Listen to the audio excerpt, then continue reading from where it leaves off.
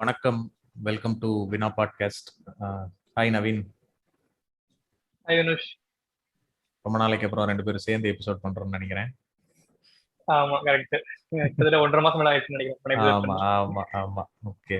So அதான் இன்னைக்கு நம்ம சுத்தி வளைக்காம டைரக்டா டாபிக் உள்ள போயிடலாம். இன்னைக்கு பேச போற எபிசோட் வந்து என்ன அப்படின்னா, டாக்ஸிசிட்டி இன் ரிலேஷன்ஷிப்ஸ்.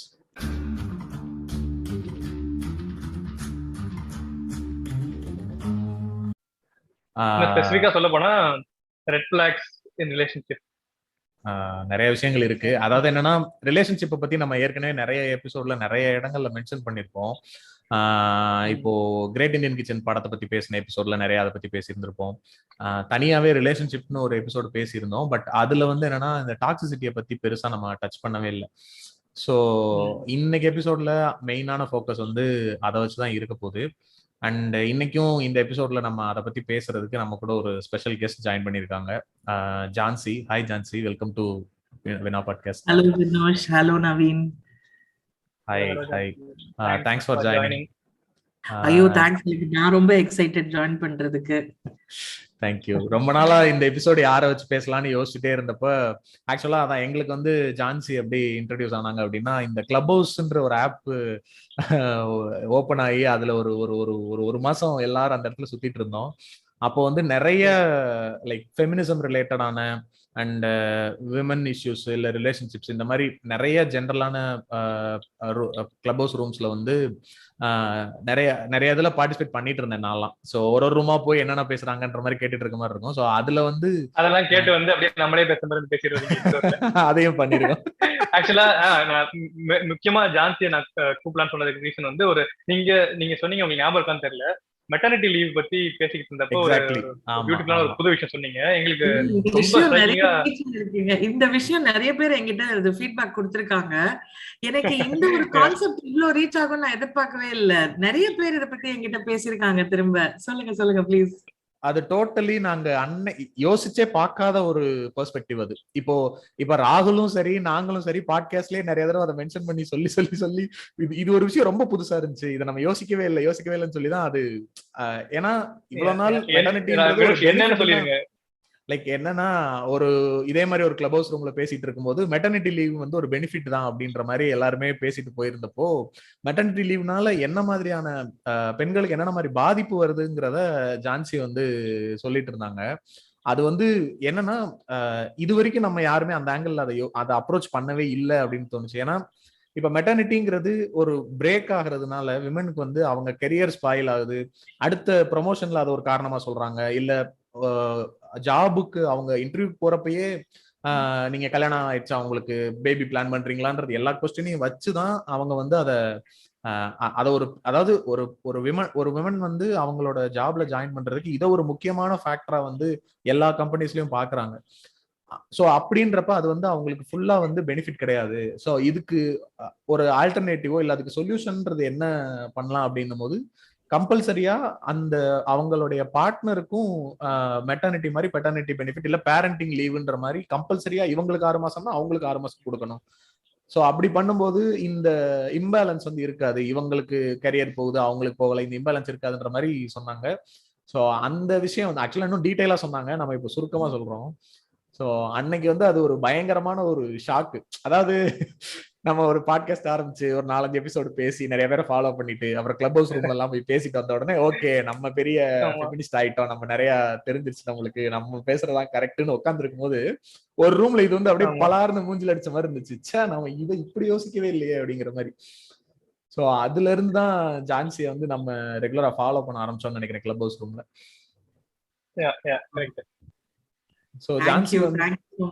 இந்த விஷயம் எனக்கு இது இவ்ளோ பெரிய ஒரு என்னை பத்தி பேசின எல்லாருமே இந்த விஷயம் சொல்லியிருக்காங்க. So I'm so happy that இந்த விஷயம் ரீச் ஆயிருக்கு. பிகாஸ் இது ரொம்ப பேசப்பட வேண்டிய விஷயம், நிறைய இடங்கள் போக வேண்டிய விஷயம். இது வந்து நம்ம பிராக்டிக்கலா மாத்துறதுக்கு நிறைய முயற்சிகள் எடுக்க வேண்டிய விஷயம்.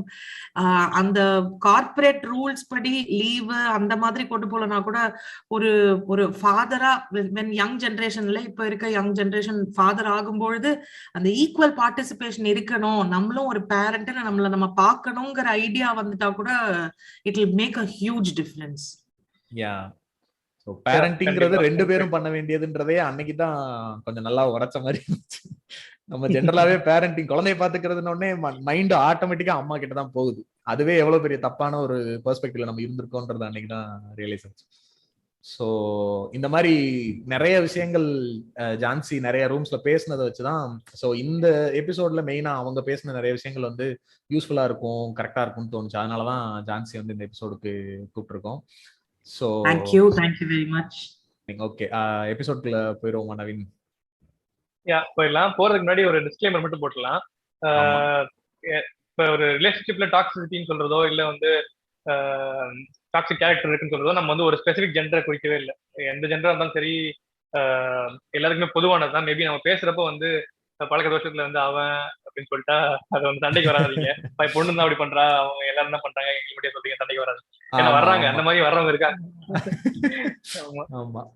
ஏன்னா ஃபுல் பாட்காஸ்ட்ல உனக்கு இது மட்டும் தான் பிரச்சனை நமக்கு தோணும், இருந்தாலும் சொல்லியா அவங்களுக்காக சொல்லிடுவாங்க. இல்ல இது இன்னொன்னு என்னன்னா, கேட்டுட்டு இருக்கிற அதாவது ஒரு டாக்ஸிக்கான ஃபீமேல் பார்ட்னரோட இருக்கக்கூடிய ஒரு மேல் வந்து இந்த எபிசோட் கேட்கறாருன்னு வச்சுங்க, ஏன்டா நான் தான்டா அந்த ஒரு மாதிரி ரிலேஷன்ஷிப்ல பாடாப்படுத்திட்டு இருக்கேன், நீங்க என்னமோ நான் தான் எல்லாம் பண்ற மாதிரி சொல்றீங்கன்ற மாதிரி யோசிச்சிடக்கூடாது. ஏன்னா இதுக்கு முன்னாடி சில எபிசோட்ல பேசினப்ப அப்படி நிறைய பேர் வந்து கேட்டாங்க, நீங்க இதை சொல்லவே மாட்டேங்கிறீங்க அப்படின்னு. இது வந்து எல்லாருக்கும் எந்த ஜெண்டருக்கு குறிப்பிட்டு சொல்லல, எல்லா டாக்ஸிக்னா அந்த பர்சன் டாக்ஸிக் தான், அவங்க எந்த ஜெண்டரை சேர்ந்தவங்களா இருந்தாலும் சரி, யாரா இருந்தாலும். ரைட். ஜெனரலா நம்ம ஸ்பெசிஃபிக்கா டாக்ஸிசிட்டிலாம் போறதுக்கு முன்னாடி நம்ம ஊர்ல ரிலேஷன்ஷிப்ல போறது, பார்ட்னர் சூஸ் பண்றதே எதை பேஸ் பண்ணி இருக்குதுன்னு அதை பத்தி லைட்டா பேசலாம். உங்களுக்கு ஏதாவது எக்ஸாம்பிள்ஸ் மாதிரி சொன்னா, எப்படிலாம் இருக்கக்கூடாது, எந்த மாதிரிலாம் பேஸ் பண்ணி ரிலேஷன்ஷிப்ல போகக்கூடாது, எப்படிலாம் பேஸ் பண்ணி பார்ட்னர் சூஸ் பண்ணக்கூடாது, இப்ப எப்படி பண்றாங்க, அதெல்லாம் பத்தி ஏதாவது நம்ம ஸ்டார்ட் பண்ணலாம்னு நினைக்கிறேன். ஃபார் எக்ஸாம்பிள் நீங்க ஏதாவது எக்ஸாம்பிள் வச்சிருக்கீங்களா மைண்ட்ல? எக்ஸாம்பிளுக்குன்னு சொன்னா, இப்ப வந்து அந்த பொண்ணு இப்ப ஸ்டார்டிங்ல வேணும்னு தான் சொல்லுவா, வாய் தான் வேண்டாம்னு சொல்லு, மனசு வேணும்னு தான் சொல்லும், நீ பார்க்க எங்களை மாதிரி பசங்க எல்லாம் பார்க்க தான் பிடிக்கும் அப்படின்னு சில விஷயங்கள்லாம் இருக்குல்ல. ஒரு பொண்ணு வேணாம்னு சொன்னாலும் இல்ல நீங்க கண்டினியூஸா பர்சிவேட் பண்ணிட்டே இருந்தா உனக்கு வந்து கண்டிப்பா அந்த பொண்ணு பிடிச்சிரும். அதனால வந்து அத பேசிக்கா ஸ்டார்டிங் இருக்கு. இதுக்கெல்லாம் இந்த ஸ்டெப் எல்லாம் போறதுக்கு முன்னாடியே ஒண்ணு இருக்கு. என்னது? முதல்ல எடுத்த உடனே ஐ லவ் யூ சொல்லக்கூடாது.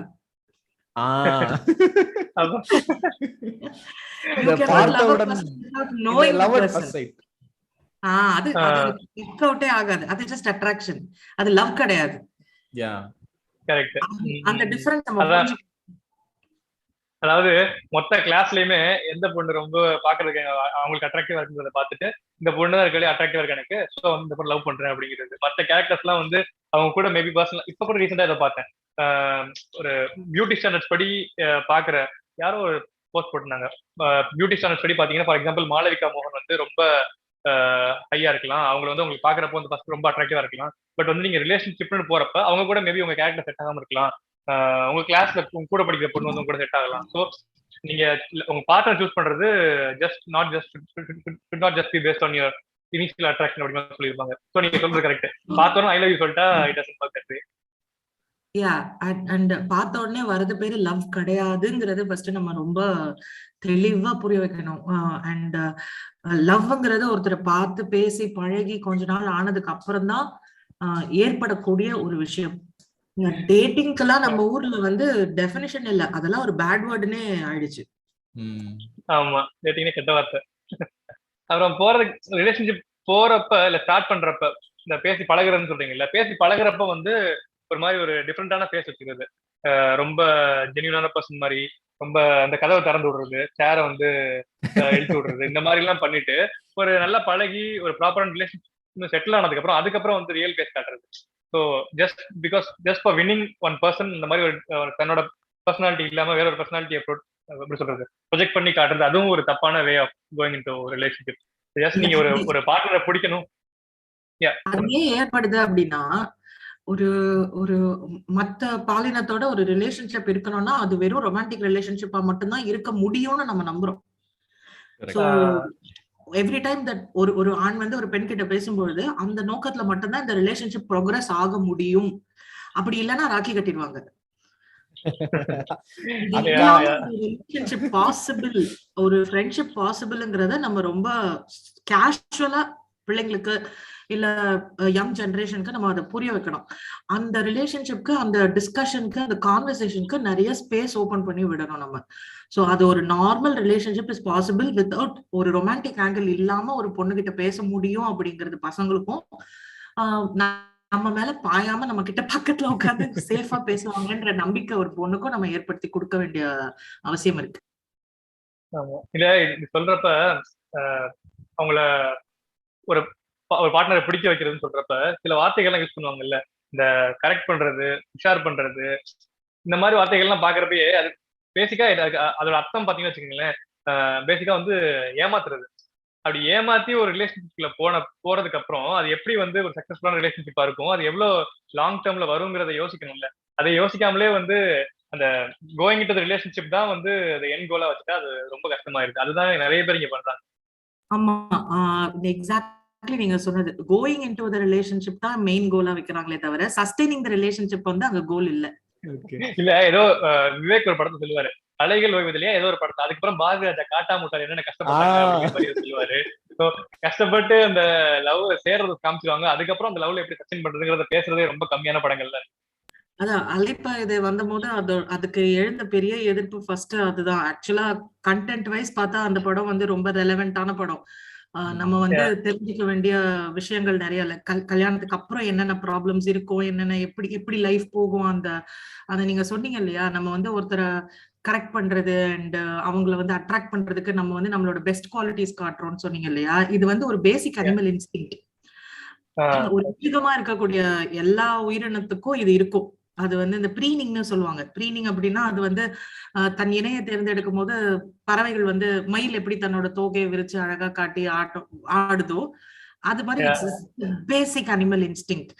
நம்ம என்ன பண்றோம், அதை வந்து நம்ம வந்து அதை வந்து அந்த அனிமல் இன்ஸ்டிங்க்ட்னு சொல்றோம்ல, அந்த பேசிக் கார்னல் ஒரு மனிதனா ஒரு மனிதன் வந்து ஒரு மிருகமா இருக்கக்கூடிய இடத்துல இருந்து நம்ம அதை பார்க்காம அத காதல், அது தெய்வீக காதல், இது வந்து புனிதமானது, இது வந்து இப்ப போற்றத்தக்கது அப்படின்னு சொல்லி அதை வந்து குளோரிஃபை பண்ணி இது ஏதோ ஒரு ஸ்பெஷலான ஃபீலிங் போல, இது ஏதோ தனித்துவமான ஒரு கலை போல.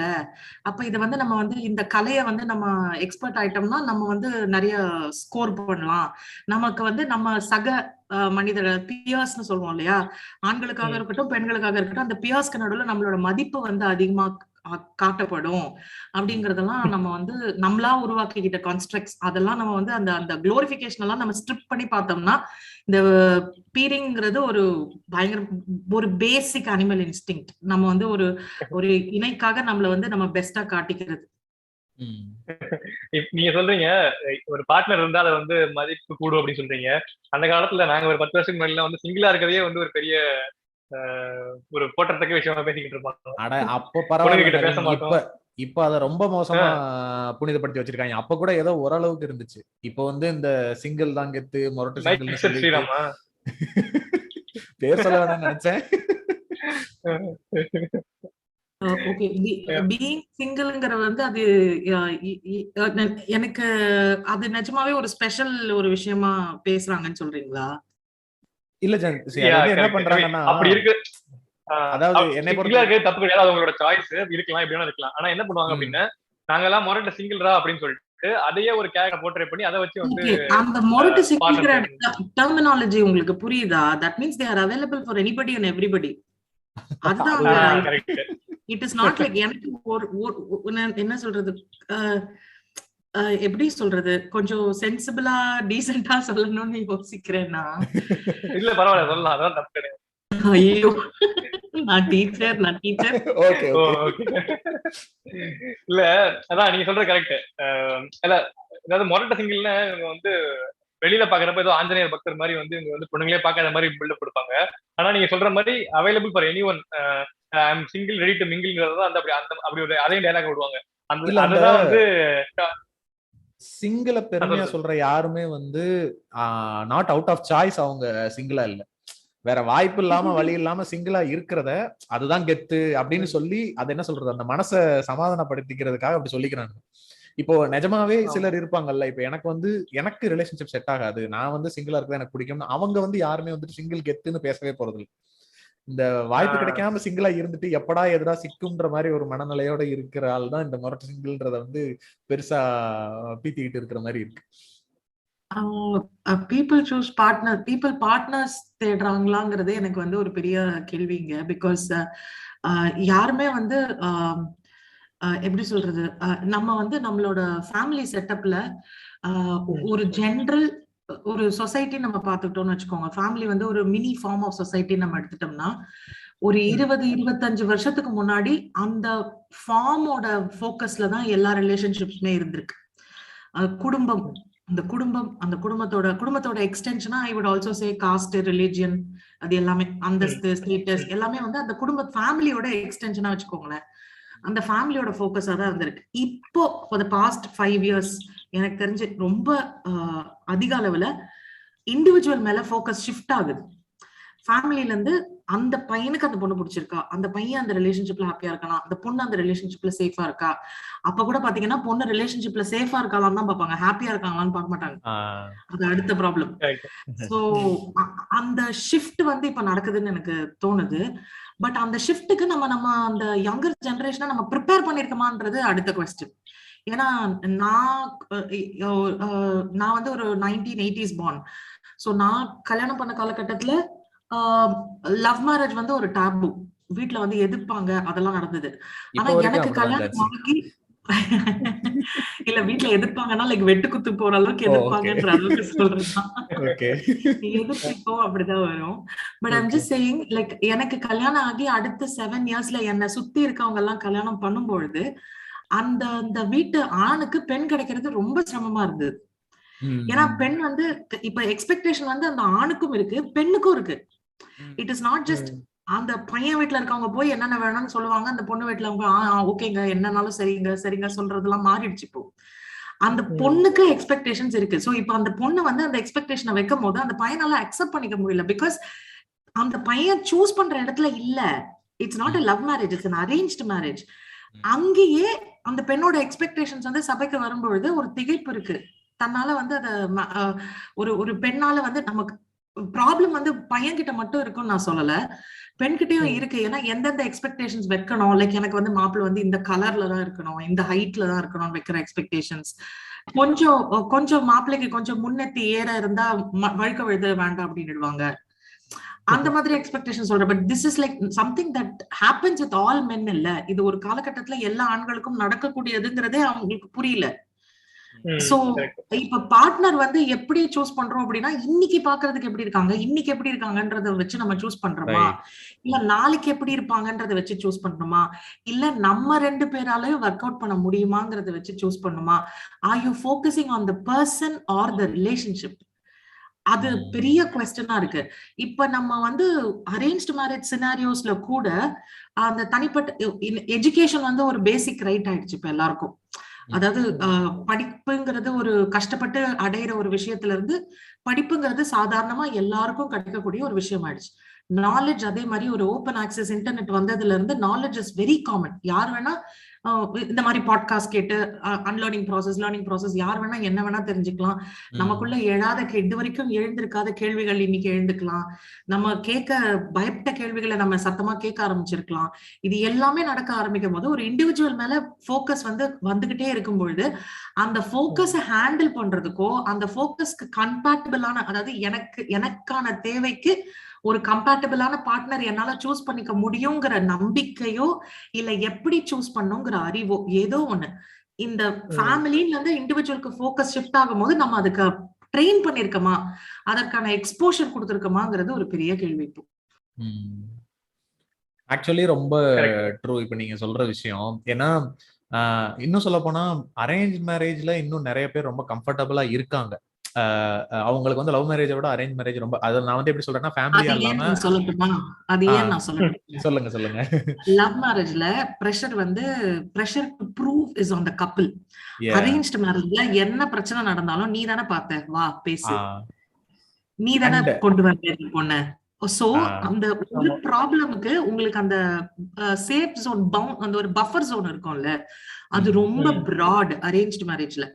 நீங்க மாமா, அத்தை, சித்தப்பா, சித்தி, அப்பா எதுக்கு வேணா யார வேணா கூப்பிடலாம். And everybody will try to make the relationship work. Exactly. Love மேரேஜ்ல they'll be waiting for make you the to relationship ஒர்க்கா இல்ல, மேக் தி ரிலேஷன்ஷிப் ஒர்க்கா ஒர்க் இல்லையாங்கிறது ரெண்டாவது விஷயம். அது பிரேக் ஆகாம அப்படியே வச்சுட்டு அதை பேர் பண்ணிட்டே இருக்கிற மாதிரி ஏதாவது பண்ணிடுவாங்க. எக்ஸாக்ட்லி. அண்ட் லவ் மேரேஜ்ல வந்து they'll be waiting. ஓகே பாத்தியா, நீ பார்த்த மாப்பிள்ள பாத்தியா, இதுக்குதான் சொன்னேன் அப்பவே வேண்டாம் பாத்தியா அப்படின்னுவாங்க. அதேதான். ஆமா. இல்ல அவங்க சொல்ற மாதிரி if they are waiting for someone your decision to go wrong, அவங்க எப்படி உங்க நிஜமாவே பாசமா இருக்க முடியும்? இதனால உன்னோட ஹாப்பினஸ் இதனால போகுது, இருந்தாலும் I am still waiting for your decision to be proven wrong அப்படின்னு. அது எவ்வளவு தப்பா இருக்குது பாருங்க. அங்க வந்து நிஜமான பாசமே இல்லை. பேரண்டா இருக்கட்டும், ரிலேட்டிவா இருக்கட்டும். நீங்க சொல்ற பாயிண்ட் டக்குனு எனக்கு ஸ்ட்ரைக் ஆனது. கரெக்ட். ஆக்சுவலா நம்மள இது வந்து இப்ப நிறைய பேர் சொல்றாங்க கேஸ்ட் இன்டர் கேஸ்ட் வந்து எனக்கு பிரச்சனை இல்ல இன்டர் ரிலிஜியன் பிரச்சனைலாம் சொல்லுவாங்க. ஆனா சேம் கேஸ்ட்ல சேம் ரிலிஜியன்லயே வந்து சொந்தக்கார பையனே கூட யாரோ ஒரு பொண்ணு வந்து இந்த மாதிரி அந்த பையனை நான் லவ் பண்றேன் அப்படின்னு சொன்னா அதுவே இவங்களுக்கு ஒத்துக்கிற மாட்டாங்க. ஏன்னா இங்க பிரச்சனை அது எல்லாமே பிரச்சனை தான். ஆனா அது எல்லாத்தையும் தாண்டி நீயா சூஸ் பண்ற அப்படிங்கறதே இவங்களுக்கு ஒரு பெரிய பிரச்சனை. அதை எப்படி நீ சூஸ் பண்ணலாம் எனக்கு தெரியாதா? நான் பார்த்து வைக்க தெரியாதா? உனக்கு என்ன தெரியும்? உனக்கு என்ன தெரியும் சின்ன பையன் நீ அப்படின்னு. அடுத்த வருஷம் கல்யாணம் நடக்கும் குழந்தை மட்டும் கேட்பான். அதை எப்படி பெரிய பையன் ஆயிட்டல அத பத்தி பேசக்கூடாதுன்னு தானே சொன்னாங்க. அது கடமை, அது வந்து நீங்க என்ஜாய் பண்றீங்களா இல்ல உங்களுக்கு வேணும்னு பண்றீங்களா அதெல்லாம் கிடையாது, உங்களோட கடமை. இல்ல இங்க மொத்தமா வாழ்க்கையவே கடமையாதான் வாழ்ந்துகிட்டு இருக்காங்க. 20 வருஷம் முடிஞ்ச உடனே படிச்சு முடிக்கணும், வேலைக்கு போகணும், வேலைக்கு முடிச்ச உடனே கல்யாணம் பண்ணணும், கல்யாணம் முடிச்ச உடனே குழந்தை பெற்றுக்கணும், குழந்தை பெற்ற உடனே அதை படிக்க வைக்கணும். இதை வந்து ஒரு கட்டாயத்துக்காகவே பண்றாங்க. பிறந்துட்டோமேன்னு கல்யாணம் பண்றது, கல்யாணம் பண்ணிட்டோமேன்னு குழந்தை பெற்றுக்கிறது, அப்படிதான் போய்கிட்டு இருக்கு. யாருமே எதையுமே விரும்பி புடிச்சு புரிஞ்செல்லாம் பண்ற ஆட்கள் வந்து ரொம்ப ரொம்ப கம்மியா தான் இருக்காங்கன்னு நினைக்கிறேன்.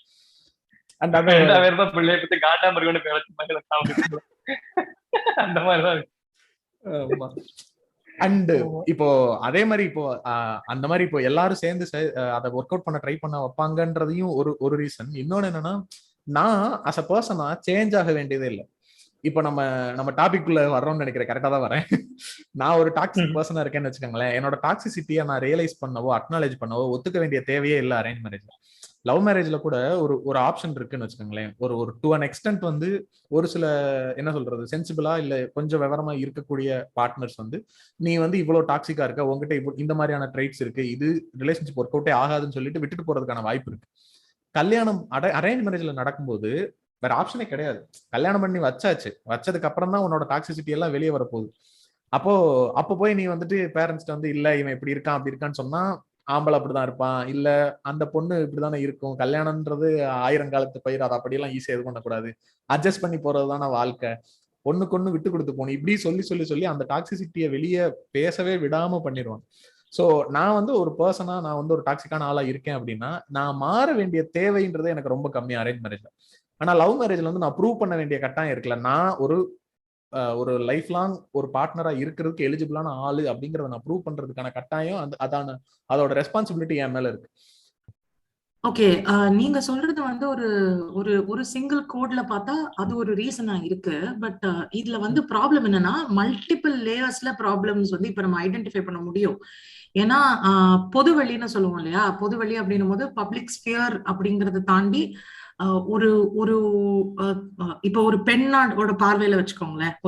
எனக்கு வந்து நான் பெண்ணாக இருப்பதால், நான் ஒரு பெண்ணியவாதியாக இருப்பதால், அதுதான் என்னோட முதல் ஆர்குமெண்டா வரும் எல்லா இடத்துலயும். சோ இப்ப நான் ஒரு பெண்ணா நான் பார்க்கும்பொழுது ஒரு 15 வருஷம் 20 வருஷத்துக்கு முன்னாடி எடுத்துட்டீங்கன்னா ஒரு பெண்ணோட பார்வை அப்படின்னு பார்த்தா அது அந்த பெண்ணோட தனிப்பட்ட பர்சன் உள்ளுக்குள்ள எனக்கு இருக்க ஃபீலிங்ஸ், எனக்கு இருக்க தேவை, எனக்கு இருக்க என்னை சார்ந்த விஷயங்கள் மட்டுமே. அதாவது நீங்க படங்கள்ல வெகுஜனமா பார்த்தோம்னா சித்தரிக்கப்படுறது எப்படி, அதுலயும் நான் வந்து ஒரு கேவியட் போட்டுக்கிறேன். படங்கள்ல சித்தரிக்கப்படுற பெண்களை பார்க்கும்பொழுது அந்த சித்தரிக்கப்பட்ட பெண்கள் வந்து ஆண்களோட பார்வையில இருந்துதான் சித்தரிக்கப்பட்டிருக்காங்கிறத நான் தெளிவா இங்க சொல்லிக்க விரும்புறேன். சோ நீங்க வந்து பெண் இப்படிதான் இருப்பான்னு நீங்க படங்களை பார்த்து தெரிஞ்சுக்கிட்டீங்க அப்படின்னா அது முழுக்க ஒரு ஆணோட எழுத்து, ஒரு ஆணோட பார்வை. பெண்கள் அப்படி கிடையாது. ஓகேங்களா? ஸோ யா, கமிங் பேக், இந்த டிஸ்க்ளைமரோட நான் என்னோட ஆன்சருக்கு திரும்ப வரேன். ஒரு 15 வருஷம் 20 வருஷத்துக்கு முன்னாடி நீங்க படங்கள்ல பார்த்த பெண்கள் கூட தன்னை தானே அழகுபடுத்திக் கொள்வதோ, ஒரு நகையோ இல்ல புடவையோ இல்ல அந்த ஒரு பிளாக் அண்ட் ஒயிட் சாங்ல வருமே, நாளும் கிழமையும் போட்டுக்க நகனட்டுண்டா நேக்குன்னு, அந்த மாதிரிதான் ஒரு பெண் வந்து இருக்க மாதிரி காட்டியிருப்பாங்க. தன்னை சார்ந்த விஷயம் மட்டுமே, என் ஹஸ்பண்ட், என் குழந்தை அப்படின்னு அந்த சென்டிமெண்ட் சீன்ஸ் கூட அப்படிதான் வரும். என்னோட ஹஸ்பண்ட், என்னோட குழந்தை அப்படின்னு தான் வரும். சோ அந்த பர்சனல் ஸ்பியரை தாண்டி அறிவு சார்ந்த ஒரு அந்த இமோஷன்ஸ்ல இருந்து டிஸ்கனெக்ட் ஆகி இன்டெலிஜென்ஸோட கனெக்ட் ஆக ஆரம்பிச்சுட்டாங்க பெண்கள். ஓகேங்களா? சோ அதுக்கு காரணம் நான் சொன்ன மாதிரி எஜுகேஷன் வந்து இப்போ ஒரு பேசிக் ரைட். இப்போ ஒரு ஒரு பெண் வந்து வேலைக்கு போகணும் அப்படின்னு நினைக்கிறது நார்மல் பிஹேவியர்ல இருந்து மாறா இருந்தது ஒரு 20-25 இயர்ஸ்க்கு முன்னாடி. கல்யாணம் பார்க்க போறாங்க அப்படின்னா அந்த பெண் கிட்ட கேட்பாங்க, நீ வேலைக்கு போவியாமா? அப்ப வேலைக்கு போவேன்னு அந்த பெண்ணு சொன்னா உடனே ஒரு 2 நிமிஷம் ஒரு அமைதி இருக்கும் அந்த இடத்துல. அந்த மாதிரி இருந்தது. ஆனா இப்போ women R expected to work after education, because அது பெண்களோட பேரண்ட்ஸும் சரி, இல்ல அந்த மாப்பிள்ளைய விட்ட ஐ மீன் பொண்ணு பார்க்க வரவங்களும் சரி, யாருனாலும் அந்த பெண் படிக்கிறது டிகிரிக்காக மட்டும் இல்ல, வேலைக்காக அப்படிங்கறது புரிஞ்சுக்கிட்டாங்க. ஓகேங்களா? இப்ப பெண் வேலைக்கு போறது இட்ஸ் த நார்மல் திங். இப்ப வீட்டுல ஒரு பொண்ணு இருக்கு அப்படின்னா ஏமா படிச்சிருக்கிய, ஏன் வேலைக்கு போலன்றதுதான் இப்ப கேள்வியா இருக்கு. ஓகேங்களா? சோ அந்த எஜுகேஷன் ஒரு பேசிக் ரைட் ஆயிடுச்சு. எக்ஸ்போஷர், ஒரு ஒரு ஒரு இடத்துக்கு போய் நம்ம கல்வி படிக்க போகும்பொழுது அங்க நம்ம டெக்ஸ்ட் புக்ல இருந்து படிக்கிறத விட கூட படிக்கிறவங்கல இருந்து படிக்கிறது தான் ஜாஸ்தியா இருக்கும்.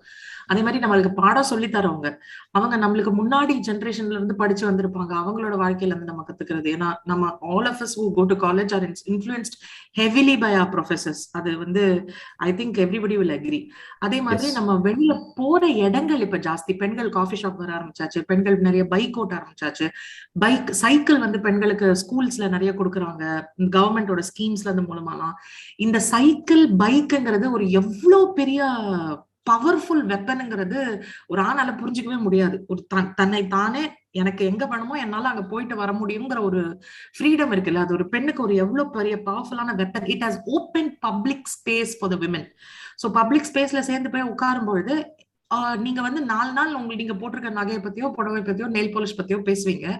5ஆவது நாள் you obviously start talking about your intelligence.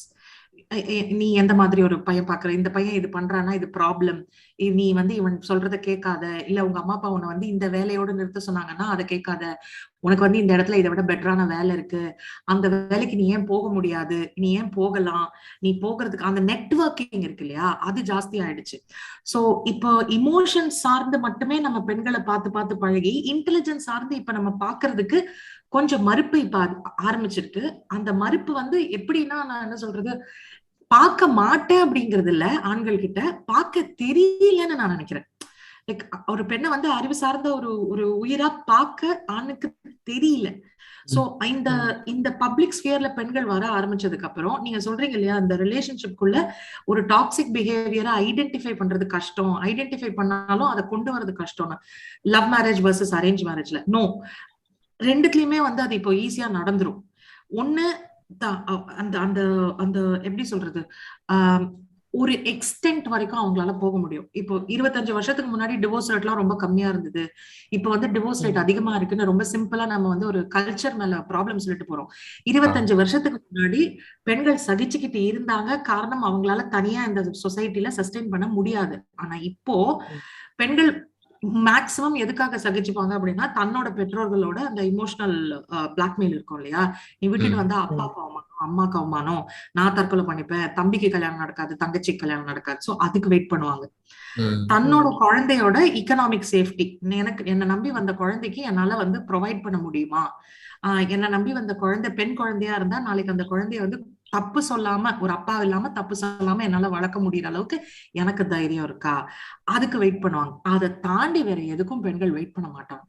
If they don't do it today, they'll break the relationship tomorrow or 5 years down the lane. But அந்த ரிலேஷன்ஷிப்ல இருந்து பெண்களுக்கான டிமாண்ட் வந்தாச்சு, அதை ப்ரொவைட் பண்ணாதான் அந்த ரிலேஷன்ஷிப்ல இருக்க அதர் பர்சன் அதை ப்ரொவைட் பண்ணாதான் ரிலேஷன்ஷிப் ப்ரொசீட் ஆகும், அது வளரும். அது ப்ரொவைட் பண்ண மறுத்தாலோ அதை ஏன் நம்ம கொடுக்கணும், இது அந்த என்டைட்டில்மெண்ட்னு சொல்லுவோம் இல்லையா, நான் இப்படிதான் இருப்பேன் அப்படின்னு சொல்லுவோம் இல்லையா, அந்த என்டைட்டில்மெண்ட் வந்து அங்க உங்களை தடுத்தாலோ, அந்த பெண்ணை வந்து உணர்வு மட்டுமே இல்லாம அறிவும் சார்ந்த ஒரு ஜீவியா நீங்க பார்க்க மறுத்தாலோ அந்த ரிலேஷன்ஷிப் உடையும் கண்டிப்பா. என்னோட கொஸ்டின் என்ன இருக்கு அப்படின்னா, இப்போ எஸ் நீங்க சொல்றதெல்லாம் நான் அக்செப்ட் பண்ணிக்கிறேன். எனக்கு என்னன்னா ஒரு 10 வருஷத்துக்கு முன்னாடி இருந்த சினாரியோக்கும் இப்ப இருக்க சினாரியோக்கும் ஆப்வியஸ்லி ஒரு சேஞ்ச் இருக்கு. இந்த மாதிரி ஒரு டாக்ஸிக்கான பிஹேவியர் இருக்குன்னா அதை ஐடென்டிஃபை பண்ணி இந்த ரிலேஷன்ஷிப்பை விட்டு பிரேக் ஆகி வர்றதுக்கான பெண்களுடைய நம்பர்ஸ் வந்து அதிகமாயிருக்குன்றதை நான் ஒத்துக்கிறேன்.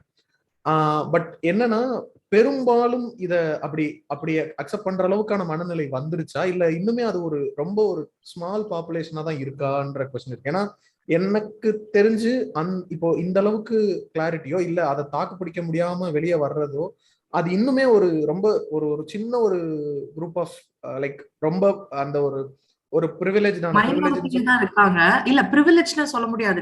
நீங்க அப்படி வந்து எக்கனாமிக் பேக்ரவுண்ட் வச்சு நம்ம பார்த்தோம் அப்படின்னாக்கா, நீங்க வந்து எனக்கு ஒரு 1999 2000 சொல்றேன் நான், இல்ல ஏர்லி 2000s வச்சுக்கோங்களேன். அப்படி நம்ம எக்கனாமிக் பிரிவிலேஜஸ் வச்சு பார்த்தோம்னா கூட அந்த ஒர்க்கிங் கிளாஸ் இருப்பாங்கல்ல, நீங்க சொல்ற எக்கனாமிக்கலி பிற்படுத்தப்பட்ட மக்கள், ஒரு அந்த லெஸர் பிரிவிலேஜ்ட் கேட்டகரியில இருந்து வந்த மக்கள், they do not wait for social gratification. நான் இந்த ரிலேஷன்ஷிப்ல இருந்து வெளியில வந்தா என்ன பார்த்து சமூகம் என்ன சொல்லுங்கிற கேள்வியே அங்க கிடையாது. அவங்களுக்கு அந்த ஹஸ்பண்ட் வந்து அடிக்கிறாங்க, ஒர்க் அவுட் ஆகல, குடிக்கிறாங்க அப்படின்னா they don't wait to break the relationship. அவங்க வந்து யோசிக்க மாட்டாங்க அங்க இருந்து. அது நம்ம நினைச்சுக்கிறோம் அப்படியே பிரிவிலேஜ்ட் கிளாஸ்ல தான் இது வந்து பாசிபிள் அப்படின்னு. சுத்தமா பிரிவிலேஜ் இல்லாத கிளாஸ்லயும் இது நடக்கும். பிரிவிலேஜ்ட் கிளாஸ்ல தன்னை தானே சேஃப் படுத்திக்க கூடிய எக்கனாமிக் செக்யூரிட்டி அந்த பொண்ணுக்கு இருக்கும். நான் பிரிவிலேஜ்ட் கிளாஸ்ல அந்த பிராஷ்னஸ் என்ன நடந்தாலும் பாத்துக்கலாம், எப்படி இருந்தாலும் நம்ம என் பிள்ளைய நான் பாத்துக்க முடியும் அப்படிங்கிற அந்த பிராஷ்னஸ் இருக்கும் இல்லையா. அதாவது எப்படி சொல்றது, ஒரு குருட்டு தைரியம், ஒரு முரட்டு தைரியம் இல்லையா, அது வந்து அங்க ஜாஸ்தி இருக்கும். So both are needed. ரெண்டுமே வந்து பேலன்ஸ் பண்ணும். இதுக்கு நடுவுல மாட்டினவங்க தான் இந்த அம்மாக்காக இருக்குது, அப்பாக்காக இருக்குது, தங்கச்சி கல்யாணக்காக இருக்குது. அப்படி இருக்க நீங்க சொல்ற மாதிரி நம்பர்ஸ் இன்னும் கம்மி தான். ஏன்னா இந்த மிடில் கிளாஸ் தான் ஜாஸ்தி.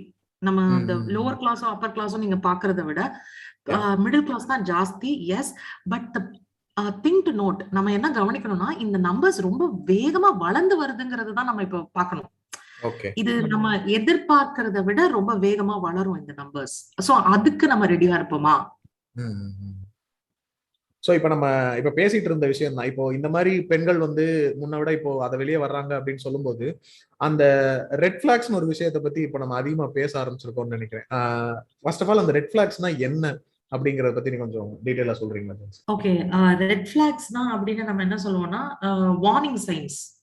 அதாவது ஒரு அன்ஹெல்தி பிஹேவியர், ஒரு ஒரு ஒரு ஒரு இதுக்குதான் நான் சொன்னேன் நம்ம வந்து லவ்ங்கிறது ஒரு ரிலேஷன்ஷிப்பா வைக்கணும். நம்ம வந்து லவ் வந்து ஒரு பார்த்த உடனே ஒரு விஷயமா வைக்க கூடாது அப்படின்னு சொன்னதுக்கு காரணம் இதுதான். ரெட் பிளாக்ங்கிறது ஒரு ரிலேஷன்ஷிப்ல தான் நம்மளால கண்டுபிடிக்க முடியும். ரிலேஷன்ஷிப்னா என்னன்னா பார்த்து பழகி ஒரு பர்சனை தெரிஞ்சுக்கிற அந்த ப்ராசஸ். அந்த ப்ராசஸ்ல உங்களுக்கு ஏதாவது ஒரு வார்னிங் சைன்ஸ் தெரிஞ்சதுன்னா அதை நீங்க இக்னோர் பண்ணக்கூடாது. அதுதான் அந்த ரெட் பிளாக்குக்கான மெயின் ரீசன். ஏன்னா ஒரு பர்சன் கிட்ட இன்கம்பேட்டபிலிட்டிங்கிறது நம்ம ஒத்துக்கலாம். அதாவது நமக்கும் அவங்களுக்கும் ஒரு நான் ஒரு எக்ஸாம்பிளோட சொல்றேன். என்னால வந்து காலையில 9 மணிக்கு முன்னாடி எழுந்துக்கவே முடியாது. ஆனா என்னோட கணவர் வந்து 5 மணிக்கு காலையில எழுந்து அந்த சூரியனை பார்க்கும்போது காஃபி குடிச்சாதான் அவருக்கு வந்து ஒரு மார்னிங் பர்சன். நான் வந்து மார்னிங் பர்சன் கிடையாது, நான் லேட்டா தான் எழுந்துப்பேன் அப்படின்னா அது இன்கம்பேட்டபிலிட்டின்னு சொல்லுவோம். அதாவது எனக்கும் அவங்களுக்கும் அந்த இடத்துல ஒத்து வரல.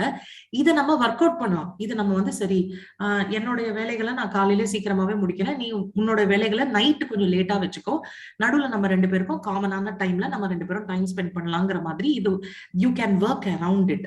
பட் ரெட் பிளாக்னா என்னன்னா, இப்ப ஃபார் எக்ஸாம்பிள் அவங்க வந்து ஒரு இடத்துல நீங்க உங்க ஷாப்பிங் போறீங்க, உங்களால அந்த பேக் தூக்க முடியல, நீங்க வந்து அவங்க கிட்ட அந்த பேக் தூக்க சொல்லி கேக்குறீங்க, இது லேடிஸ் பேக் நான் தூக்க மாட்டேன் அப்படின்னு ஒரு பப்ளிக் பிளேஸ்ல அவங்க வந்து ஸ்ட்ரெயிட்டாவே உங்ககிட்ட சொல்றாங்க அப்படின்னா, இல்ல நீங்க 2 தடவை கால் பண்ணீங்க, அவங்க 2 தடவை கால் பண்ணாங்க, நீங்க கால் எடுக்கல, அப்ப டைரக்டா வந்து நின்று நான் கால் பண்ணினேன் நீ ஏன் காலை எடுக்கல அப்படிங்கறது ரொம்ப ஆக்ரோஷமா கேட்டாங்க அப்படின்னா இதெல்லாம் ரெட் பிளாக்ஸ். இந்த ரெட் பிளாக்ஸ் வந்து நம்ம ஏன் வந்து ரெட் பிளாக்ஸ் நேம் பண்றோம் அப்படின்னா இது 1-2 விஷயங்கள் இல்ல ஒரு நம்பர், ஒரு சின்ன குறிப்பிட்ட அளவு நம்பர்ஸ், உங்களுக்கு எந்த நம்பர் கம்ஃபர்டபுளோ வச்சுக்கோங்களேன், அந்த நம்பர் அளவுக்கு எல்லா விதமான ரிலேஷன்ஷிப்ஸ்லயும் இந்த ப்ராப்ளம்ஸ் இருக்கும். பட் இந்த ரெட் பிளாக்ஸ் நீங்க போட்டுட்டே வரீங்க அப்படின்னா, ஒரு நாள் நின்னு யோசிச்சு பாருங்க, எத்தனை ரெட் பிளாக்ஸ் நீங்க தாண்டி வந்திருக்கீங்கன்னு. Is this relationship worth all the red flags? நீங்க பார்த்த அந்த ரெட் பிளாக்ஸ் எல்லாம் தாண்டி போகக்கூடிய அளவுக்கு இந்த ரிலேஷன்ஷிப்ல நீங்க உங்களை இன்னும் கொடுக்க விரும்புறீங்களா? இந்த ரிலேஷன்ஷிப் நீங்க உங்களை கொடுக்கற அளவுக்கு உங்களுக்கு திரும்பி தருதா? இல்ல அந்த ரெட் பிளாக்ஸ் உங்களை ரொம்ப பயமுறுத்துதா? இதுதான் ரெட் பிளாக்ஸ்க்கான ஆக்சுவல் டெஃபினிஷன். ஓகே, பட் நீங்க சொல்ற மாதிரி நிறைய ரெட் பிளாக்ஸ் இருக்கணும் கூட அவசியம் கிடையாது. ஈவன் ஒரு ரெட் பிளாக், ஃபார் எக்ஸாம்பிள் ஒரு பிசிக்கல் அபியூஸ் இருக்குங்க, அந்த ஒரு ரெட் பிளாகே கூட it's more then enough to think about braking the relationship. அப்படியே வச்சுக்கலாம். நம்பர்ஸ் வந்து நம்ம ஸ்பெசிஃபை பண்ண முடியாது. இப்ப நீங்க சொல்ற மாதிரி எனக்கு வந்து அந்த இப்ப பிசிக்கல் அபியூஸ் அப்படிங்கிறது எனக்கு வந்து ஒரு தடவை நடந்தா கூட I cannot stay in the relationship. அது கேன் பி தி ஸ்லைட்டஸ்ட் புஷ்னு கூட வச்சுக்கோங்களேன், அடிக்க கூட தேவையில்ல. தப்புன்னு ஒரு படம் வந்து இல்லையா, it was just one slab. So அந்த ஒரு ஸ்லாப் இல்ல, எனக்கு வந்து ஒரு புஷ் இருந்தா கூட ஐ கேனாட். நோ, நீ வந்து அப்போ when you are pushed to the corner you resort to your physical strength. நீ வந்து என்ன வந்து கம்ப்ளீட்டா ஓவர் பவர் பண்ணணும்னு நீ முடிவு பண்ணிட்ட அப்படின்றதுதான் அந்த புஷ்ஷோட மீனிங். சோ அப்ப வந்து நான் நம்பர் ஆஃப் ரெட் பிளாக்ஸ் எல்லாம் பார்க்க முடியாது. இட் இஸ் ஸ்டில், அதனாலதான் நான் சொன்னேன், அந்த ரெட் பிளாக்ஸ் உங்களை ஓவர் பவர் பண்ணுதா அப்படின்றது தான் மெயின் கொஸ்டின். நீங்க குடுக்கற அளவுக்கு இந்த ரிலேஷன்ஷிப் உங்களுக்கு திரும்ப தருதா? Any relationship you will give in. நீங்க வந்து எந்த ரிலேஷன்ஷிப்லயும் நீங்க விட்டு கொடுக்காம இருக்கவே முடியாது. எல்லாத்துலயுமே நீங்க விட்டு கொடுப்பீங்க. ஒரு சிஸ்டர் பிரதர் ரிலேஷன்ஷிப்பா இருக்கட்டும், இல்ல உங்க அம்மா கூட இருக்க ரிலேஷன்ஷிப்பா இருக்கட்டும், இல்ல உங்க பாஸ், உங்க கொலீக், உங்க ஊபர் பிக்கப் டிரைவர் கூட இருக்க அந்த கன நேர ரிலேஷன்ஷிப்பா கூட இருக்கட்டும், யூ வில் கிவ் இன். பார்க்க போற டிரைவர் உங்களுக்கு பிடிக்காது, ஆனா நீங்க அந்த ஊபர் கேப் எடுத்திருப்பீங்க. சோ ஸ்மோக் வரும், அந்த ஸ்மெல் உங்களுக்கு பிடிக்காது, but still you will go through because உங்களுக்கு அந்த கேப் தேவை. எந்த ஒரு ரிலேஷன்ஷிப் எடுத்தாலும் you will give in definitely. But நீங்க கொடுக்கற அளவுக்கு உங்களுக்கு திரும்ப கிடைக்குதா? நீங்க அந்த ரெட் பிளாக்ஸ் தாண்டி வர அளவுக்கு உங்களுக்கு சப்போர்ட் அந்த ரிலேஷன்ஷிப்ல இருக்கா? அதுதான் கேள்வி. மேபி அதை தாங்கினா அது வர்த்தா அப்படிங்கிற மாதிரி. மேபி அதை தாங்கினா சில டைம் வந்து அந்த ரெட் பிளாக் வந்து பேசி சேஞ்ச் பண்றதுக்கான சான்சஸ் இருக்கும். பட் ஸ்டில் அந்த ஒர்க் இருக்கு அந்த ரிலேஷன்ஷிப்லங்கிறத டிஃபைன் பண்றது இல்ல டிசைட் பண்றது வந்து இந்த ரெட் பிளாக்ஸ் சொல்லலாம். கரெக்டா? மேபி நம்ம என்ன பண்ணலாம், மேபி இன்னொரு நோன் ரெட் பிளாக்ஸ் ஒரு 4-5 பத்தி டிஸ்கஸ் பண்ணா, சோ தட் மேபி கேட்கறவங்க அதை ஃபேஸ் பண்ணியிருந்தாலோ இல்ல அவங்களே அதை அந்த கேரக்டர் வச்சிருந்தாலோ மேபி அதை ரிலேட் பண்ணிக்கலாம், இல்ல யோசிச்சு பார்க்கலாம். உங்களுக்கு டக்குன்னு தோன்ற மாதிரி ஏதாவது ரெட் பிளாக் இருந்தா சொல்லுங்க, இல்ல ரொம்ப இம்பார்ட்டன்ட் ரெட் பிளாக். எனக்கு வந்து ரொம்ப இம்பார்ட்டன்ட்டா எனக்கு தோணுது, ஏன்னா நான் I come from an abusive childhood. அதனால எனக்கு வந்து physical violence is a very big red flag for me. அது வந்து எனக்கு ஒரு இன்ஸ்டன்ட்ல ஒரு இடத்துல ரொம்ப ஸ்லைட்டஸ்ட் ஃபார்ம்ல நடந்திருந்தா கூட I would have walked out of my relationship. அது வந்து எனக்கு வந்து அது growing up, எனக்கு அது ஒரு 14 before I even got into the relationship வச்சுக்கோங்களேன், ஒரு 14 years 15 yearsலயே I decided நம்ம மேல நம்மளோட கன்சென்ட் இல்லாம ஒரு பர்சனோட கை படுது அப்படின்னா that is not at all going to be okayங்கிறது I decided. சில பேருக்கு இட் கேன் பி லைக், இல்ல இந்த அர்ஜுன் ரெட்டில வர மாதிரி slap is also way of expressing love அப்படின்ற மாதிரி இருக்கலாம் சில பேருக்கு. I am not saying that's wrong. நான் அது தப்பு சரின்னு சொல்ல வரல. இப்போ இந்த இடத்துல நான் அதை தப்பு சரின்னு ஜட்ஜ் பண்ணவும் வரல. I am saying for each person it can be. இப்போ சில பேர், இப்ப நான் சொன்னேன் இல்லையா, 2 தடவை போன் பண்ணுவாங்க, போன் எடுக்கலன்னா நேர்ல வந்து நிப்பாங்கன்னு. எனக்கு வந்து அது லேக் ஆஃப் ட்ரஸ்டா தெரியும். சில பேருக்கு அதுதான் கேர் தெரியும். ஐயோ 2 தடவை போன் பண்ண உடனே வந்து நின்னுட்டாங்க பாத்தியா, என் மேல அவ்வளவு அக்கறை பாத்தியா அப்படின்னு தெரியும். சோ அந்த பெர்ஸ்பெக்டிவ்லாம் மாறும். சோ இதுதான் காமன் ரெட் பிளாக்ஸா நான் பாயிண்ட் அவுட் பண்ண முடியும். அதே மாதிரி சப்ஸ்டன்ஸ் அபியூஸ், அதாவது சப்ஸ்டன்ஸ் அபியூஸ்னா நான் வந்து ட்ரக்ஸ் மட்டும் சொல்லல, ஆல்கஹால் கூட. Some people are okay with certain level of social drinking, வேற some women do not want their spouse to drink at all. குடிக்கிறவன் எனக்கு வேண்டவே வேண்டாம். Abusive language, some people can take abusive language, some people cannot, and abusive language tolerate பண்ண மாட்டாங்க. So different people have different red flags, but common identify ஆகிற red flags எனக்கு டக்குன்னு தோன்றது இதுதான். இப்ப என்ன கேட்டீங்கன்னா எனக்கு ஒரு எக்ஸாம்பிள் டக்குன்னு தோன்றது என்ன அப்படின்னா, நீங்க ட்ரஸ்ட் இஷ்யூ சொல்லிட்டீங்க, ஸோ அதனால அதை மெயினா சொல்லலாம். அது ஆக்சுவலா என்னோட மெயின் ரெட் ஃபிளாகா இருக்கும். இல்லை நான் ஒரு பையன் கிட்ட இல்லை பொண்ணு கிட்ட பேசுறது வந்து அதை நம்பாம ஏன் பேசுறா, இல்ல போன் பாக்குறது, போன் பாஸ்வேர்ட் கொடு நான் செக் பண்றது, இந்த மாதிரி விஷயங்கள்லாம் லைக் ஸ்ட்ரிக்ட் ரெட் ஃபிளாக். அந்த மாதிரி யாரு அந்த மாதிரி ரிலேஷன்ஷிப்ல இருந்தீங்கன்னா கண்டிப்பா நீங்க வந்து ரிவ்யூ இஃப் யூ ஆர் இந்த கரெக்ட் ரிலேஷன்ஷிப், அது பண்ணணும் கண்டிப்பா. இன்னொரு விஷயம் என்ன அப்படின்னா, இந்த கோ டிபெண்டன்சின்னு சொல்றாங்க. அது வந்து அந்த உங்க பார்ட்னர் கூடயே ஃபுல் டைமும் ஸ்பெண்ட் பண்ணணும், இல்ல உங்க பார்ட்னர் வந்து உங்க கூட ஃபுல் டைம் ஸ்பெண்ட் பண்ணணும், எதையுமே தனியா பண்ண முடியாது அப்படிங்கிற மாதிரி இருந்துச்சுன்னா உங்களுக்கான ஒரு growth இருக்காது. உங்களுக்கான ஒரு மீ டைம்னு சொல்லுவாங்க, இல்ல மீ டைம் இருக்காது, பர்சனல் டைம், ப்ரொஃபஷனல் growth இதுக்கெல்லாம் உங்களால ஸ்பெண்ட் பண்ணவே முடியாது. அந்த மாதிரி ஒரு சுச்சுவேஷன் வந்து ரொம்ப அப்படி ஒரு எக்ஸாஸ்டிங்கா இருக்கும்னு நினைக்கிறேன். அது கூட ஒரு முக்கியமான ரெட் ஃபிளாக் நான் பார்க்கிறேன். ஆமா, அது ரொம்ப முக்கியமான ரெட் ஃபிளாக். அதே மாதிரி நம்ம கிட்ட நிறைய தடவை சொல்லிருக்காங்க, ஹஸ்பண்ட் அண்ட் ஒய்ஃப் நடுவுல சீக்ரெட்ஸ் இருக்க கூடாது அப்படிலாம். அந்த பாயிண்ட் சொல்லணும் கிடையவே கிடையாதுங்க. அதெல்லாம் வந்து you can have your own personal space. நான் வந்து I was in relationship before I got married for about 8 years. இப்போ எனக்கு கல்யாணம் ஆகி 13 years ஆகுது. We work in the same place, ஓகேங்களா? And still we have our personal space. And we still have our personal. என்னோட phone password இன்னி வரைக்கும் என்னோட ஹஸ்பண்டுக்கு தெரியாது, என் ஹஸ்பண்டோட ஃபோன் பாஸ்வேர்ட் எனக்கு தெரியாது. ஸோ இதெல்லாமே வந்து இட்ஸ் அ நார்மல் திங். இது நீங்க சீக்ரெட் வைக்கலன்றதுக்கான அர்த்தமே கிடையாது. You define your personal space. இந்த ஸ்பேஸ் என்னோடது மட்டும்தான் அப்படிங்கிறது நான் என் குழந்தைகிட்டே கூட வச்சிருக்கேன். I have told my daughter, these are things that you cannot touch, you cannot see, you cannot come here. இது வந்து அந்த பர்சனல் ஸ்பேஸ் பவுண்டரிஸ்ன்றது வந்து நம்ம வந்து அந்த பர்சனல் பவுண்டரி வந்து இன்னும் கொஞ்சம் என்கரேஜ் பண்ணணும் நிறைய among children, among young adults எல்லாருக்குமே. ஸோ இன்னொரு முக்கியமான விஷயம், நான் இந்த ரெட் ஃபிளாக்ஸ்ல இன்னொன்னு யோசிச்சது என்னன்னா, இப்போ நவீன் சொன்ன மாதிரி அந்த பர்சனல் ஸ்பேஸ்ன்ற ஒண்ணு இல்லாம எல்லாத்தையும் நம்ம சேர்ந்தே தான் பண்ணணும், 2 பேருமே ஒன்னாவே இருக்கணும், அதுதான் உண்மையான லவ்னு சொல்றது. இந்த அதாவது சஃபகேஷன் மாதிரி ஆகுறது. நான் வந்து உன்னை லவ் பண்றேன், நான் உன்னை லவ் பண்றேன், நான் லவ் பண்றேன்னு சொல்லி காலையில இருந்து சாயந்தரம் வரைக்கும் எல்லாத்தையும் நான் எக்ஸ்பிரஸ் பண்ணிட்டே இருக்கேன்ற அந்த, ஏன்னா அதை வந்து இப்ப நான் வந்து நீ இவ்வளவு தூரம், நான் ஒரு என்னோட பார்ட்னர் வந்து அவ்வளவு டாக்ஸிக்கா இருக்காங்க, இல்ல இந்த மாதிரி அவங்க பண்றது எனக்கு அவ்வளவு சஃபகேஷனா இருக்கு அப்படிங்கறத நான் எக்ஸ்பிரஸ் பண்றப்போ, உன் மேல நான் அன்பு காட்டுறதே உனக்கு வந்து பிரச்சனையாப்படுதா, அதவே நீ தப்பு சொல்றியா அப்படின்னு அவங்க கேட்கும்போது, அது நம்மளுக்கு திரும்ப வந்து அத ஒரு என்ன சொல்றது, ஓ நம்ம தப்பு செஞ்சுட்டோமோ, நம்ம அவன் நல்லதான் கில்ட் ட்ரிப் பண்றது அண்ட் கேஸ் லைட்டிங். இல்ல, கேஸ் லைட்டிங் வந்து நம்ம மேலேயே தப்பு சொல்றது இல்ல, நம்ம அங்க தப்பே பண்ணிருக்க மாட்டோம், ஆனா நம்ம பண்ணதாலதான் அந்த விஷயமே நடந்தது. பத்தியா, நீ வந்து சொன்னதாலதான் அப்பாக்கு ஹார்ட் அட்டாக் வந்துச்சு, நீ வந்து உன்னோட லவ் வீட்டுக்கு சொல்லாம இருந்தா அப்பாக்கு ஹார்ட் அட்டாக்கே வந்திருக்காது.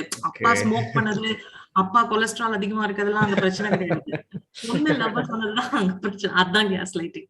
Okay okay. சோ அப்ப கேஸ் லைட்டிங்க்கு தனியா ஒரு இல்ல, அவங்களே நம்ப வைக்கிறது, நான் பண்ணனாலதான் இப்படி பண்ணிட்டாங்க சொல்லிட்டு அவங்களே ஃபீல் பண்ணி நம்ப வைக்கிறது, அந்த மாதிரி எமோஷனலா மேனிபுலேட் பண்றது கேஸ் லைட்டிங். எக்ஸாக்ட்லி, அதான் கேஸ் லைட்டிங். இது வந்து கில்ட் ட்ரிப்பிங். நான் வந்து ரீசெண்டா ஒரு ஃபிலிம் எக்ஸாம்பிள்னா ஹேசனாமிகா ஐ வுட் சே. அது வந்து ஐ திங்க் பாத்தீங்களான்னு தெரியல, இதே விஷயம்தான். லைக் நான் வந்து பேசுறது உன் மேல இவ்வளவு அக்கறையா இருக்குது, உனக்கு ஒரு பிரச்சனையா தெரியுதா, அப்ப வந்து நீதான் இங்க தப்பு அப்படின்னு அந்த பொண்ணையே வந்து they will believe that. Exactly. லாஸ்ட்ல வந்து பாத்தீங்க அப்படின்னா, பரவாயில்ல நீ பேசிட்டே இரு, நீ இப்படியே இரு, நான் வந்து நான் அட்ஜஸ்ட் பண்ணிக்கிறேன், நான் கேட்டுக்கிறேன் அப்படிங்கிற மாதிரி அந்த பொண்ணே கரெக்ட். கடைசியில அந்த பொண்ணே வந்து ஆமா நான் தான் தப்பு பண்ணிட்டேன், நீ நல்லாதான் என்ன பாத்துட்ட, நீ நல்லாதான் இது பண்ணிட்ட அப்படின்னு கடைசியில she will marry another mother actually. ஆனா அதுல முரண்பாடு என்னன்னா, அந்த ரிலேஷன் அந்த படத்துல வந்து சில ஸ்டீரியோ டைப்ஸ பிரேக் பண்ண ரொம்ப மெனக்கிட்டு இருக்காங்க. லைக் அந்த ஒரு கிராஸ் ட்ரெஸ்ஸிங்கோ, இல்ல ஒரு ஹவுஸ் ஹஸ்பண்ட்ன்ற கான்செப்டோ, இல்ல ஒரு ஹஸ்பண்ட் வந்து அந்த நெஸ்டிங் சிண்ட்ரோம் சொல்லுவாங்க. நெஸ்டிங்னா அந்த சமைக்கிறது, அந்த பிளான்ட்ஸ் வளர்க்கறது, வீட்டை சுத்தமா அழகா வச்சுக்கிறது, இந்த விஷயங்கள்லாம் பண்ற ஒரு அந்த ப்ராசஸ வந்து ஒரு மேல் பண்ணிருப்பாரு. அவ்வளவு மெனக்கெட்ட இடத்துல கடைசியில இந்த அபியூஸ வந்து ஜஸ்டிஃபை பண்ணது ரொம்ப ரொம்ப கொஞ்சம் லெட்டிங் டவுனா. ஓகே, ஐ மீன் அவங்களுக்கு அது சஃபகேட்டிங்கா இருக்கு அப்படின்னா அதை எக்ஸ்பிரஸ் பண்றதுக்கான ஸ்பேஸ் இல்லாத ஒரு விஷயமே தப்பு. அதை பத்தி டிஸ்கஷன்ஸ் இல்லாம இருக்கிறது கொஞ்சம் டிசப்பாயிண்டிங். அதுல இல்ல 2 years ரிலேஷன்ஷிப்ல இருக்காங்க, அந்த பையன் வந்து ரொம்ப டாக்கட்டிவா இல்ல கேப் விடாம வந்து ஃபுல் ஸ்பீச்சையும் இல்ல ஃபுல் டயலாகையும் இவங்களே வச்சுக்கிறது கஷ்டமா இருக்கு அந்த பொண்ணுக்கு. அதை எக்ஸ்பிரஸ் பண்றதுக்கான ஸ்பேஸ் கண்டிப்பா தந்திருக்கணும் இந்த ரிலேஷன்ஷிப்ல. அதை அட்ரஸ் பண்றதுக்கும் ஒரு முக்கியமான விஷயம் அது. எக்ஸாக்ட்லி. அண்ட் அந்த ட்ரெயிட் வந்து அவருக்குன்னு ஒரு வேலை கிடைச்ச உடனே அந்த ட்ரெயிட் குறைஞ்சிடுச்சு அவர்கிட்ட. அந்த ஹஸ்பண்ட் வந்து ஒரு ரேடியோ ஜாக்கி ஆன உடனே அவரு வீட்டுல ஸ்பெண்ட் பண்ற டைமோ இல்ல இவங்க மேல காட்டுற அந்த டைமோ அவருக்கு குறைஞ்சிருச்சு. அவருக்குன்னு ஒரு ஃப்ரெண்ட் சர்க்கிள் வந்த உடனே, there was a full song in which Aditi was not there. அந்த ஹீரோயின் வந்து அந்த பாட்டுல கிடையாது. அந்த ஹீரோவும் அவரோட ஃப்ரெண்ட்ஸும் மட்டும் தான் அந்த பாட்டுல இருப்பாங்க. சோ அவருக்குன்னு ஒரு ஸ்பேஸ் வந்ததுக்கு அப்புறம் இது குறைஞ்சிருச்சு. So that is a healthy growth or ஒரு resolution of a red flag. அது மேல கான்சென்ட்ரேட் பண்ணாம இவங்க திரும்ப அந்த ஹீரோயின் லவ் ஆங்கிள்குள்ள அந்த பிளாட்டை கொண்டு போய் வச்சுட்டாங்க. அண்ட் இன்னொரு முக்கியமான விஷயம் நம்ம பேச வேண்டியது, இது வந்து இதை ரெட் ஃபிளாக் இல்லைன்னு பேச தெரியாத ஆட்கள் எல்லாருமே யூஸ் பண்ற ஒரு டேர்ம், இந்த பொசசிவ்னஸ். இந்த பொசசிவ்னஸ்ன்றது இருக்கணுமா, இருக்க கூடாதா? அது என்ன, அத பத்தி நீங்க சொன்னேன் இல்லையா, நம்ம வந்து ரிலேஷன்ஷிப்புக்கும் லவ்வுக்கும் வந்து டிஃபரன்ஸ் சொல்லி கொடுக்காம நம்ம வேர்டை வந்து ரொம்ப மாத்தி யூஸ் பண்றோம்ன்ற. ஆமா, கேரையும் பொசசிவ்னஸையும் அந்த மாதிரி நம்ம ரொம்ப மாத்தி யூஸ் பண்றோம். So அது again I think is a problem. பொசசிவ்னஸ்ங்கிறது வந்து இது அர்த்தம் தெரியாம தான் இதை வந்து நம்ம ரொம்ப மிஸ்யூஸ் பண்றோமோ, அந்த வார்த்தைக்கான சரியான அர்த்தம் தெரியாம தான் நம்ம அதை வந்து ரொம்ப மிஸ்யூஸ் பண்றோமோங்கிறது எனக்கு தோணிட்டே இருக்கும். கேர் இருக்கலாம், நீங்க வந்து அவுட் ஆஃப் லவ் வந்து பார்ட்னர் மேல கேர் இருக்கலாம். அதாவது இப்போ வந்து எப்படி சொல்றது, நீங்க வெளியே போறப்ப வந்து இந்த மாதிரி ஆகலாம் அப்படின்னு உங்களுக்கு அட்வைஸ் பண்றது மேபி அலௌடா இருக்கலாம். ஆனா வந்து நீ இப்படி யாரு கூட வெளியே போக கூடாது, நீ என் கூட மட்டும் தான் இருக்கணும்னு சொல்றது அது பொசசிவ்னஸ். அது வந்து எக்ஸாக்ட்லி. அதாவது இப்ப நம்ம வந்து பொசசிவ்னஸ்ங்கிறதுக்கான அர்த்தம் நம்ம புரியாம தான் இந்த இடத்துல நம்ம வந்து சிக்கிக்கிட்டோமோ அப்படின்னு தோணுது எனக்கு. Possessiveness is a very patriarchal word. patriarchal word அப்படின்னு நான் சொல்லும் பொழுது அது வந்து ஆணை குற்றம் சொல்றதுக்காக சொல்லலைங்க. இதுவும் திரும்ப வந்து எனக்கு கிளப் ஹவுஸ் ஞாபகங்கள் திரும்ப வருது. சொன்ன உடனே நானும் வீட்டு சண்டைக்கு வர போறோம். நீங்க என்ன பார்த்தாலும் ஆண்களே சொல்றீங்க, சண்டைக்கு வர போறோம் பாருங்க. ஆண்களை சொல்லல, அதுதான் நான் வந்து மென் சொல்ல பேட்ரியார்கி சொல்றேன். பேட்ரியார்கிங்கிறது நம்ம சமூகம் நிறுவப்பட்ட வழி. அந்த நிறுவப்பட்ட வழி துரதிருஷ்டவசமா ஒரு ஆணுக்கு சாதகமா அமைஞ்சிருச்சே தவிர இந்த சமூகம் நிறுவப்பட்ட வழியதான் நான் பேட்ரியார்கின்னு சொல்றேன். ஓகேங்களா? சோ அந்த டிஸ்க்ளைமரோட நான் அதை வந்து எக்ஸ்பிளைன் டிஸ்க்ளைமர் கொடுக்க வேண்டிய சூழ்நிலை ஆயிடுச்சு நம்மளுக்கு. ஆமாங்க, எஃப்வேர்ட்ங்கிறது ஃபெமினிசமா இல்ல வேற எதுமான்னு புரியாம போயிடுச்சு. பொசசிவ்னஸ்ங்கிறது ரொம்ப பேட்ரியார்கலான வேர்ட். அது வந்து பேட்ரியார்கல் வேர்டுன்னு சொல்லும் போது ஆண் சார்ந்தன்னு சொல்லல, உடைமை சார்ந்த. உடைமைங்கிற விஷயமே வந்து வெரி பேட்ரியார்கல். அதாவது ஒரு ஆண் வந்து தன்னுடைய ஐடென்டிட்டிஸ், அதாவது தன்னுடைய அடையாளங்கள்னு வச்சுப்போமே, தன்னுடைய குடும்பத்தோட அடையாளமா தன்னுடைய வாரிசு, தன்னுடைய மனைவி, தன்னுடைய மனைவியும் தன்னுடைய வாரிசும் தன்னுடைய வழியில தன்னுடைய குடும்ப அந்த வீட்டுக்குள்ளதான் இருக்கணும். சோ பெண் தான் வீடு புகுவாங்க, ஆண் வீடு புகுந்து போக மாட்டாங்க. சோ ஆண் வந்து தன்னுடைய வீட்டுலதான் அந்த பெண்ணும் கல்யாணம் பண்ணி வந்தாலும் அந்த பெண் வந்து ஆணுடைய வீட்டுக்குள்ள வரணும். ஓகேங்களா? ஆணுடைய வாரிசு, அந்த ஆண் பெத்தே எடுக்கலனாலும் ஆணுடைய வாரிசு. அந்த ஆணுடைய வாரிசு ஆண் அந்த மதர் டங்குங்கிற ஒரு இதுல ஒரு ஸ்லாட்ல மதர் டங்குன்னு இருந்தா கூட ஒரு கலப்பு திருமணத்துல அந்த ஆணோட லாங்குவேஜ் தான் ஃபில் பண்ணுவாங்க, அந்த பெண்ணோட லாங்குவேஜ் ஃபில் பண்ண மாட்டாங்க. ஓகேங்களா? அதே மாதிரி அந்த அந்த ஆணுடைய ஐடென்டிட்டிஸ் மொத்தமும், அந்த ஆணுடைய ரிலிஜன், அந்த ஆணுடைய காஸ்ட், அந்த ஆணுடைய சொத்து, அந்த உடைமை உடைமை உடைமை அப்படிங்கிறது தான் அந்த பொசசிவ்னஸ். ஆண் வந்து நம்ம இது வந்து திரும்ப going back to how marriage, கல்யாணம்ங்கிறது எப்படி ஒரு பேட்ரியார்கல் இன்ஸ்டிடியூஷன் அப்படின்னா, என்னுடைய ஜாதி வளரணுங்கிறதுக்காக நான் ஒரு பெண்ணை தேர்ந்தெடுத்து நான் வந்து ஒரு வாரிசை உருவாக்குறேன். என்னுடைய சொத்து அந்த வாரிசுக்கு போகணுங்கிறதுக்காக அந்த பெண் என் கூட மட்டுமே இருக்கணும்னு நான் நினைக்கிறேன். அவள் என்னுடையவளாகவே இருப்பாள். என்னுடையவள், உடைமை. இதுதான் பொசசிவ்னஸோட அர்த்தம்.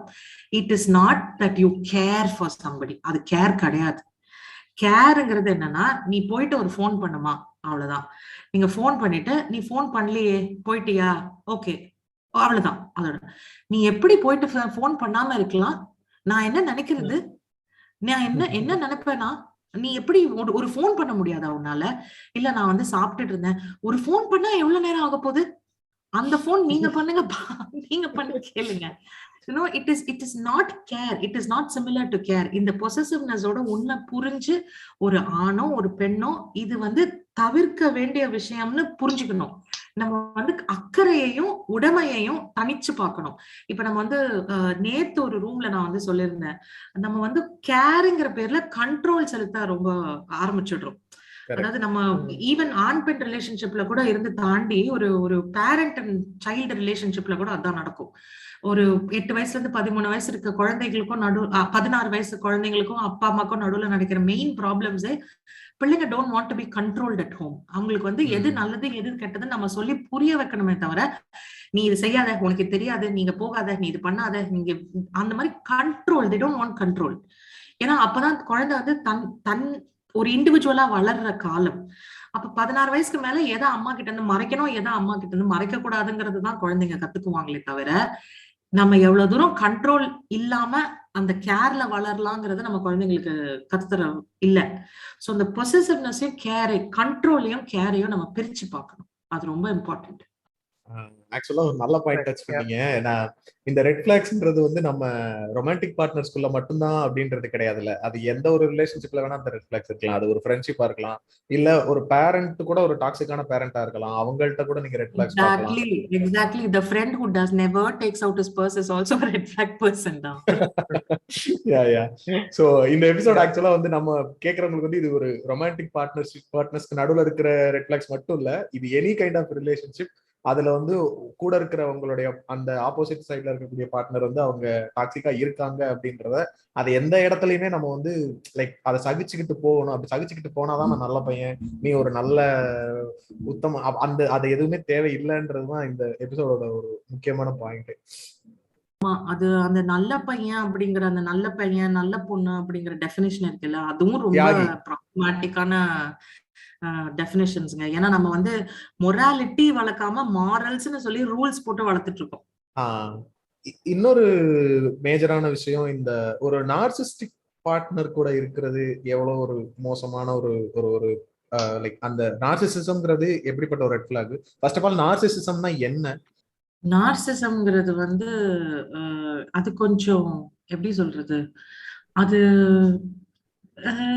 டெஃபினட்டா சொல்லணும் அப்படின்னா, நான் இப்போ இந்த ஒரு கண்ட்ரோலிங் ஆஸ்பெக்ட் எக்ஸ்பிளைன் பண்ணேன் இல்லையா ரிலேஷன்ஷிப்ஸ்ல, நாட் ஜஸ்ட் ரொமான்டிக் ரிலேஷன்ஷிப்ஸ். ஒரு அண்ணன் தம்பி, இல்ல அக்கா தங்கச்சி, இல்ல அம்மா குழந்தை, யார வேணா இருக்கட்டும், எந்த ரிலேஷன்ஷிப்ல அந்த கண்ட்ரோல் பத்தி பேசணும் இல்லையா. அந்த பவர் ஒரு ரிலேஷன்ஷிப்ல வந்து பீப்புள் வித் பவர் வந்து ஈக்குவலா இருக்க மாட்டாங்க. Mostly there will be power with one person and the other person will not have the power. அப்படிதான் நம்மளோட கல்ச்சரலி ஐடென்டிஃபைட் ரிலேஷன்ஷிப்ஸ் எல்லாமே அப்படிதான் இருந்திருக்கு, எக்ஸப்ட் ஃபார் ஃப்ரெண்ட்ஷிப். ஃப்ரெண்ட்ஷிப்ல மட்டும்தான் அந்த பவர் வந்து ஒரு பெரிய பிரச்சனையா இருக்காது. But it will also play in subtle ways. அங்கேயும் சட்டில் வேஸ்ல இருக்கும். பட் ப்ரிடாமினண்டா இப்ப அண்ணன் தம்பின்னா அண்ணன் தான் அந்த பவர், மூத்தவன், வீட்டுக்கு பெரியவன், அவன் தான் தலைச்ச புள்ள அப்படின்ற பவர். ஹஸ்பண்ட் ஒய்ஃப்னா ஹஸ்பண்ட் கிட்ட பவர் இருக்கும். அம்மா பொண்ணு அப்படின்னா அம்மா கிட்ட பவர் இருக்கும். இந்த பவர் வந்து ஒரு பர்சன் கிட்ட மாற்ற எல்லா ரிலேஷன்ஷிப்லயுமே நீங்க நார்சிஸ்டிக் பிஹேவியர் பார்க்கலாம். நார்சிசிஸ்டிக் பிஹேவியர் வந்து எப்படி அப்படின்னா, ஃபர்ஸ்ட் வந்து அந்த self absorbed and self involved, செல்ஃபிஷ்னு சொல்லுவோம் இல்லையா, அதுதான் first identification. Second identification and very, எனக்கு தெரிஞ்சு இந்த நார்சிஸ்டிக் பிஹேவியர்ல ஒரு பெரிய ப்ராப்ளமேட்டிக்கான ஐடென்டிஃபிகேஷன் என்னன்னா, நான் உன்னுடைய நல்லதுக்கு தான் பண்றேன்னு உன்னை நம்ப வைக்கிறது தான் அடுத்த ப்ராப்ளமேட்டிக்கான ஐடென்டிஃபிகேஷன். நேத்து வந்து there was a clubhouse room we were talking, அதுல இருந்து நான் அப்படியே கண்டினியூ பண்ணி எக்ஸாம்பிள் சொல்லணும் அப்படின்னா, வில் ஸ்மித் போய் கிறிஸ் ராக்கை அடிச்சது ஒரு நார்சிசிஸ்டிக் பிஹேவியர். ஏன்னா வந்து தன்னோட மனைவிக்காக நான் பண்ணேன், love makes you do crazy திங்ஸ்னு சொல்லி அந்த மனைவிக்காக போய் அடிச்சதுல அந்த மனைவியோட ஃபேஸே அந்த அந்த இப்ப நீங்க நியூஸ்ல எல்லாம் பாத்தீங்கன்னா ஜேடாவோட பிக்சர் கூட இருக்காது எங்கேயுமே. வில் ஸ்மித் பிக்சர் இருக்கும், கிறிஸ் ராக் பிக்சர் இருக்கும். ஆனா பிரச்சனை நடந்தது ஜேடாக்கு, பிரச்சனை நடந்தது ஜேடாவோட ப்ராப்ளமா கிறிஸ் ராக் கிண்டல் அடிச்சது. ஜேடாவோட வாய்ஸும் வெளியில வரல, ஜேடாவோட விசிபிலிட்டியும் வெளியில வரல. ஆனா வில் ஸ்மித் பத்தி தான் இப்ப எல்லாரும் பேசுறோம், கிறிஸ் ராக் பத்தி தான் எல்லாரும் பேசுறோம். Again it is about the men, not about the women there. ஓகேங்களா? சோ அதுல அந்த அந்த அந்த அவர் பண்ண அந்த பிஹேவியருக்கு அவர் கொடுத்தாருல ஒரு எக்ஸ்பிளனேஷன், என்னோட வைஃப், என்னுடைய வைஃப், மை வைஃப். அப்போ if it is not your wife, if it is some other woman, are you okay with it? That's not right illa. You should start, if it is wrong for one person, it is wrong for everybody இல்லையா? அது அங்க problematic, அது red flag. அடுத்தது அவர் எழுந்து போய் he took things into his own hands and he just got up and went. Jada வந்து போய் அடி ஆவணன்னு சொல்லி இந்த ஜெயம் படத்துல வர மாதிரி போயா போன்னு சொல்லி அது வந்து ஒரு அளவுக்கு வந்து நம்ம வந்து அது வந்து நார்சிஸ்டிக் இல்லைன்னு சொல்லிருக்கலாம். But Will Smith made it all about himself. அவர் எழுந்து போய் இதுல இன்னொரு பெரிய ரெட் ஃபிளாக் என்னன்னா அந்த ஜோக்குக்கு வில் ஸ்மித் சிரிச்சாரு. கரெக்ட். சிரிச்சிட்டு அப்புறம் so the joke worked with him. He got the joke and he found it funny. About his own wife, he found it funny. அதுக்கு அப்புறம் தான் அவர் போய் அடிச்சாரு. So that is a narcissistic behavior. இதோட varying extent வந்து நம்ம எல்லாருக்குள்ளயும் இருக்கும். யாருமே இல்லாம வந்து அதாவது ஒரு 4 வயசு குழந்தை வந்து தன்னோட அம்மா இன்னொரு குழந்தைய தூக்கும் போது அந்த அம்மாவை போய் அடிப்பாங்க தெரியுமா, அது கூட narcissistic behavior தான். அது இல்லாம வந்து it's humanly present in everybody. அது பாய்சனஸ் லெவல்ஸ் இல்ல டேஞ்சரஸ் லெவல்ஸ்க்கு போகாம வச்சுக்க முடியுதா, நம்மளால அந்த இஷ்யூஸை ரிசால்வ் பண்ண முடியுதாங்கிறது தான் இதுல கேட்ச். இந்த விஷயத்திலேயே எனக்கு 3 ரெட் ஃபிளாக் சொல்லலாம். நார்சிஸ்டிக் பிஹேவியர் எக்ஸ்பிளைன் பண்ணீங்க. இந்த ஆங்கர் கண்ட்ரோல் பண்ண முடியாதது கூட ஒரு முக்கியமான ரெட் ஃபிளாக் தான். இப்போ பேசிக்கிட்டு இருக்கப்போ வந்து அந்த இடத்துல உங்களால மேபி அதை சும்மா சொல்லிருக்கலாம், என் ஒய்ஃப் பத்தி பேசாதீங்கன்னு கூட சொல்லலாம். மேபி அது பாசிட்டிவ்னஸ் கூட இருந்திருக்கணும். இல்ல எங்க ஃபேமிலி பத்தி பேசாதீங்க, இல்ல ஜேடா கூட சொல்லிருக்கலாம் அந்த இடத்துல இந்த மாதிரி பேசக்கூடாது எனக்கு ஒரு சொல்லலாம். அதெல்லாம் விட்டுட்டு அந்த இடத்துல வயலன்ஸ் ரிசார்ட் பண்றது முக்கியமான. இது ஏற்கனவே நடந்திருக்கு. இஸ்ராக் ஜேடாவை ஏற்கனவே பம்புக்கு இழுத்திருக்காரு and Jada has publicly given it back to him also. So it's not something new that happened there. And அதே மாதிரி Will Smith had all the reason not to do it. அவர் இருந்த இடம், அந்த இடத்தோட ரெகுலேஷன்ஸ், அந்த இடத்தோட கம்பெனி, அவர் இருந்த company demands his best behavior. உங்களுக்கு புரியுதா? ஒரு பர்சன் வந்து is demanded to be at his best behavior and அங்க ஒரு கோட் ஆஃப் கான்டக்டே இருக்கு. ட்ரெஸ்ல இருந்து எங்க நிக்கணும், எங்க உட்காரணும், எப்ப எழுந்து வரணும், எவ்வளவு தூரம் பேசணும், இத்தனை நிமிஷம் தான் நீங்க ஸ்டேஜ் மேல இருக்கணும்ங்கிறதுக்கு எல்லாத்துலயுமே ஒரு வரைமுறை இருக்கு. அந்த இடத்துல if a man cannot get a hold of his self, ஏன்னா அப்போ what is the point of everything? யோசிச்சு பாருங்க. ஃபர்ஸ்ட் சிரிச்சது தப்பு, அதுக்கப்புறம் எந்திரிச்சு போய் அடிச்சது தப்பு, அதுக்கப்புறம் அவார்டு வாங்கினப்ப அழுதது தப்பு. எல்லா தப்பையும் நீங்க தான் பண்ணிருக்கீங்க. எல்லாத்தையும் பண்ணிட்டு கடைசியில அதுக்கு சொன்ன ரீசனும் ரொம்ப ரொம்ப தப்பு. அந்த ரீசன் வந்து அங்க கேட்கும்போது அவர் வில் ஸ்மித் வாயில இருந்து ஒரு அவார்ட் செரமனி, ஒரு black man getting an Oscar award, இத்தனை தடவை நாமினேட் ஆனதுக்கு அப்புறம் அவர் அழுறாரு, இமோஷனல் ஆறாரு, எல்லாமே எனக்கு for a minute it sounds very convincing. ஐயோ இவ்வளவு கஷ்டப்பட்டு வந்து, ஏன்னா நான் வந்து பர்சூட் ஆஃப் ஹாப்பினஸ் பார்க்கும்போது வில் ஸ்மித்காக அழுதிருக்கேன். எனக்கு வந்து வில் ஸ்மித் வந்து பர்சூட் ஆஃப் ஹாப்பினஸ்ல தான் எனக்கு ரொம்ப க்ளோஸ்லி ரிலேட்டட் ஃபில்ம் வில் ஸ்மித்தோடது. And I have been moved to tears. எனக்கு வந்து நான் வில் ஸ்மித்காக அழுதிருக்கேன். even today when I watch the film, எனக்கு அந்த ஸ்ட்ரகிள் எனக்கு புரியும். அதுவும் அந்த பாத்ரூம்ல லாக்அப் ஆற சீன்லாம் வந்து it is very disturbing. அந்த மாதிரி ஒரு பர்சன் வந்து இப்படி ஒரு பப்ளிக் டிஸ்பிளே ஆஃப் இமோஷன் கொடுக்கும்பொழுது for a minute it is very convincing, but love makes you do crazy things and sounds very romantic. ஒரு டொமஸ்டிக் அபியூஸ் சர்வைவர் கிட்ட போய் நீங்க இதை சொன்னீங்கன்னா it's a trigger word. Love makes you do crazy things. இது வந்து அவங்களுக்கு பயமுறுத்துற வார்த்தை. இது வந்து ரொமான்டிக் கிடையாது அவங்களுக்கு. ஏன்னா ஒரு தடவை அவங்க அடி வாங்கி அடுத்த நாள் காலையில எழுந்துக்கும் பொழுதும் அந்த ஹஸ்பண்ட் சொல்ற விஷயம் இதுதான், நான் வந்து love made me do crazy things. நான் வந்து கண்ணு அக்கறையில தான பண்ணேன். எக்ஸாக்ட்லி. ஆக்சுவலா நிறைய ரெட் ஃபிளாக்ஸ் இருக்கணும்ல. இப்ப ஜெலசி இருக்கிறதெல்லாம் ஒரு ரொம்ப ஸ்ட்ரிக்ட் நோன்னு சொல்லலாம், அதெல்லாம் சொல்லலாம். இந்த மாதிரி நிறைய விஷயங்கள் இருக்குது. நம்ம ஒன் பை ஒன் போயிட்டு இருந்தா ரொம்ப டைம் ஆகும்னு நினைக்கிறேன். அதே மாதிரி இந்த love makes you do Crazy things, அதனாலதான் நான் வந்து அடிச்சேன், அதனாலதான் ஐ பிஹேவ்ட் வயலண்ட்ங்கிறது பேரண்டிங்லயும் ஒரு ரெட் ஃபிளாக். கண்டிப்பா. இல்ல இந்த மாதிரி அதர் ரெட் ஃபிளாக்ஸ் மென்ஷன் பண்ணிடலாம்னு பார்த்தேன். இந்த ஜெலசி, உங்க பார்ட்னர் மேல ஜெலசி இருக்குது, இது வந்து ரொம்ப மோசமான விஷயம். அப்புறம் வந்து இந்த சைலண்ட் ட்ரீட்மெண்ட் பண்ணுவாங்கல்ல, ஸ்டோன் வாலிங்னு சொல்லுவாங்க. நீங்க வந்து எந்த விஷயமா இருந்தாலும் அதை பத்தி அதை ரியாக்டே பண்ணாம சரி விடு பேச வேணாம் ஓகே அப்படின்னு சொல்லிட்டு அதெல்லாம் ஒண்ணும் இல்ல அதை பத்தி பேசாத அப்படின்னு சொல்லிட்டு கான்ஃபிளிக்ட் அவாய்ட் பண்றது, இந்த மாதிரி ரெட் ஃபிளாக்ஸ் நிறைய இருக்குது. ஸோ மேபி இதை பத்தி நிறைய ஆர்டிகல்ஸ் ப்ரிப்பேர் பண்ணலாம். பட் நம்ம இன்னும் கொஞ்சம் டிஸ்கஷன்ஸ் ஓரியன்டா உள்ள போறப்ப எதனால இந்த மாதிரி ரெட் ஃபிளாக்ஸ் பீப்புள் மிஸ் பண்ணிடுறாங்க ஸ்டார்டிங்ல பாக்குறதுக்கு. அந்த மாதிரி அந்த ஆஸ்பெக்ட் கொஞ்சம் நோட்டீஸ் பண்ணணும்னு நினைக்கிறேன். அந்த ஆஸ்பெக்ட் நம்ம யோசிச்சு பார்த்தோம்னா அதுதான் நான் சொன்னேன், இந்த process of falling in love வந்து டீகோட் பண்ணணும். நம்ம இந்த process of falling in love decode பண்ணா டேட்டிங் வந்து நார்மலைஸ் பண்ணணும். டேட்டிங் வந்து it is not just for எப்படி சொல்றது, ரொமான்டிக் ரிலேஷன்ஷிப் பாயிண்ட் ஆஃப் வியூல சொல்றேன் நான் இப்போதைக்கு. ஸோ டேட்டிங் வந்து we should not equate dating to casual sex. அது வந்து கேஷுவல் செக்ஸ்ங்கிறது வேற, டேட்டிங்கிறது வேறன்றது நம்ம சொல்லி கொடுக்கணும். அதே மாதிரி டேட்டிங் நம்ம வந்து டேட்டிங்கை வந்து ரொம்ப கிளாண்டஸ்டைனுங்கிறதுக்கு தமிழ் வார்த்தை என்ன வரும், அதாவது ரொம்ப சீக்ரெட்டா மறைமுகமா திருட்டுத்தனமா பண்ண வேண்டிய தேவை இல்லாம ஒரு பொது வெளியில ஒரு ஆணும் பெண்ணும் ஒரு ஒரு அட் அ டேபிள், ஒரு டேபிள்ல சமநிலையில உட்கார்ந்து பேசுறதுக்கான ஸ்பேஸ் நம்ம வந்து ஏற்படுத்தி கொடுக்கணும். So they don't have to find secret ways to do that. உங்களுக்கு புரியுதுங்களா? ஒரு ஒரு பேசுறதே வந்து ஒரு புதருக்கு பின்னாடி போய் உட்காந்து பேசத்தான் ஆகணுங்கிற சிச்சுவேஷன் இருக்கக்கூடாதுன்னு சொல்றேன் நான். பேசுறது வந்து நார்மலா பேசுற மாதிரி இருக்கணும். ஸோ கான்வர்சேஷன் வரும்பொழுது அந்த ரிலேஷன்ஷிப்போட அந்த ஃபாலிங் இன் லவ் ப்ராசஸ் இருக்கு இல்லையா, அது வந்து அந்த ஃபாலிங் இன் லவ்ங்கிறது வந்து will happen over a gradual period of time and not within days and weeks. அந்த பார்த்து பழகி பேசி புரிஞ்சுக்கிற நாள் வந்து விரியும். இப்ப நம்ம வந்து கான்வர்சேஷன் எப்படி டெவலப் பண்ணணும் அப்படின்னு நான் இன்னொரு எக்ஸாம்பிள் சொல்லணும்னா, ஒரு அரேஞ்ச் மேரேஜ் சிச்சுவேஷன்ல அந்த பையனும் பொண்ணும் ஃபர்ஸ்ட் டைம் பாக்குறாங்க அப்படின்னும் பொழுது அந்த பையன் பொண்ணு வந்து தனியா பேசணும் அப்படின்னா அந்த ரோஜா படத்துல வர மாதிரி கொஞ்சம் பால்கனில நிக்க வச்சு பேசுவாங்க. அந்த பையன் வந்து உங்களுக்கு இளையராஜா பிடிக்குமா ஏஆர் ரஹ்மான் பிடிக்குமான்னு கேட்பாரு. These are the basic questions இல்லையா? அதுதான் இந்த ரோஜால ஆரம்பிச்சு ஓமன பெண்ணை வரைக்கும் அதுதான் நடந்ததுங்க.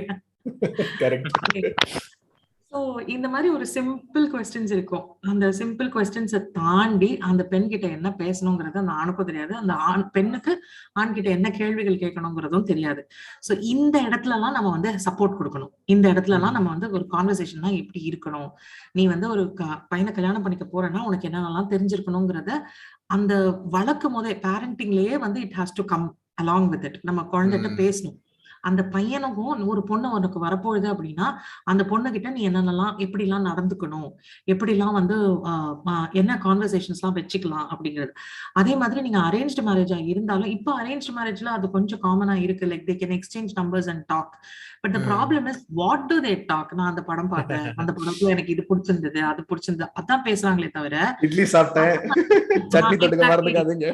எக்ஸாக்ட்லி, உனக்கு சட்னி தான் பிடிக்குமா, எனக்கு சாம்பார் தான் பிடிக்கும், எனக்கு எங்க அம்மா வைக்கிற மாதிரி சாம்பார் வேணும், நீ இப்பவே எங்க அம்மா கிட்ட இருந்து கத்துக்கோ. இது வரைக்கும் பேசுவாங்க. Yeah, exactly. I mean, minor red flag, but still. Yeah, so அந்த மாதிரி கான்வர்சேஷன்ஸ் வந்து இதை தாண்டி போகிறதுக்கு நம்ம டைம் கொடுக்கணும், ஸ்பேஸ் கொடுக்கணும், கான்வர்சேஷனும் நம்ம வந்து கொடுக்கணும். எனக்கு தெரிஞ்சு இப்போதைக்கு நம்ம வந்து கேள்விகளும் வந்து சொல்லி கொடுக்கணும்னு நினைக்கிறேன் நான். ஏன்னா இந்த கேள்வி கேட்க கூடாது. கல்யாணம்னா என்னன்னு ஃபர்ஸ்ட் உங்களுக்கு 2 பேருக்குமே தெரியுமா? கல்யாணம்னா என்னன்னு நீங்க நினைக்கிறீங்க? Most of us don't know the difference between a wedding and a marriage.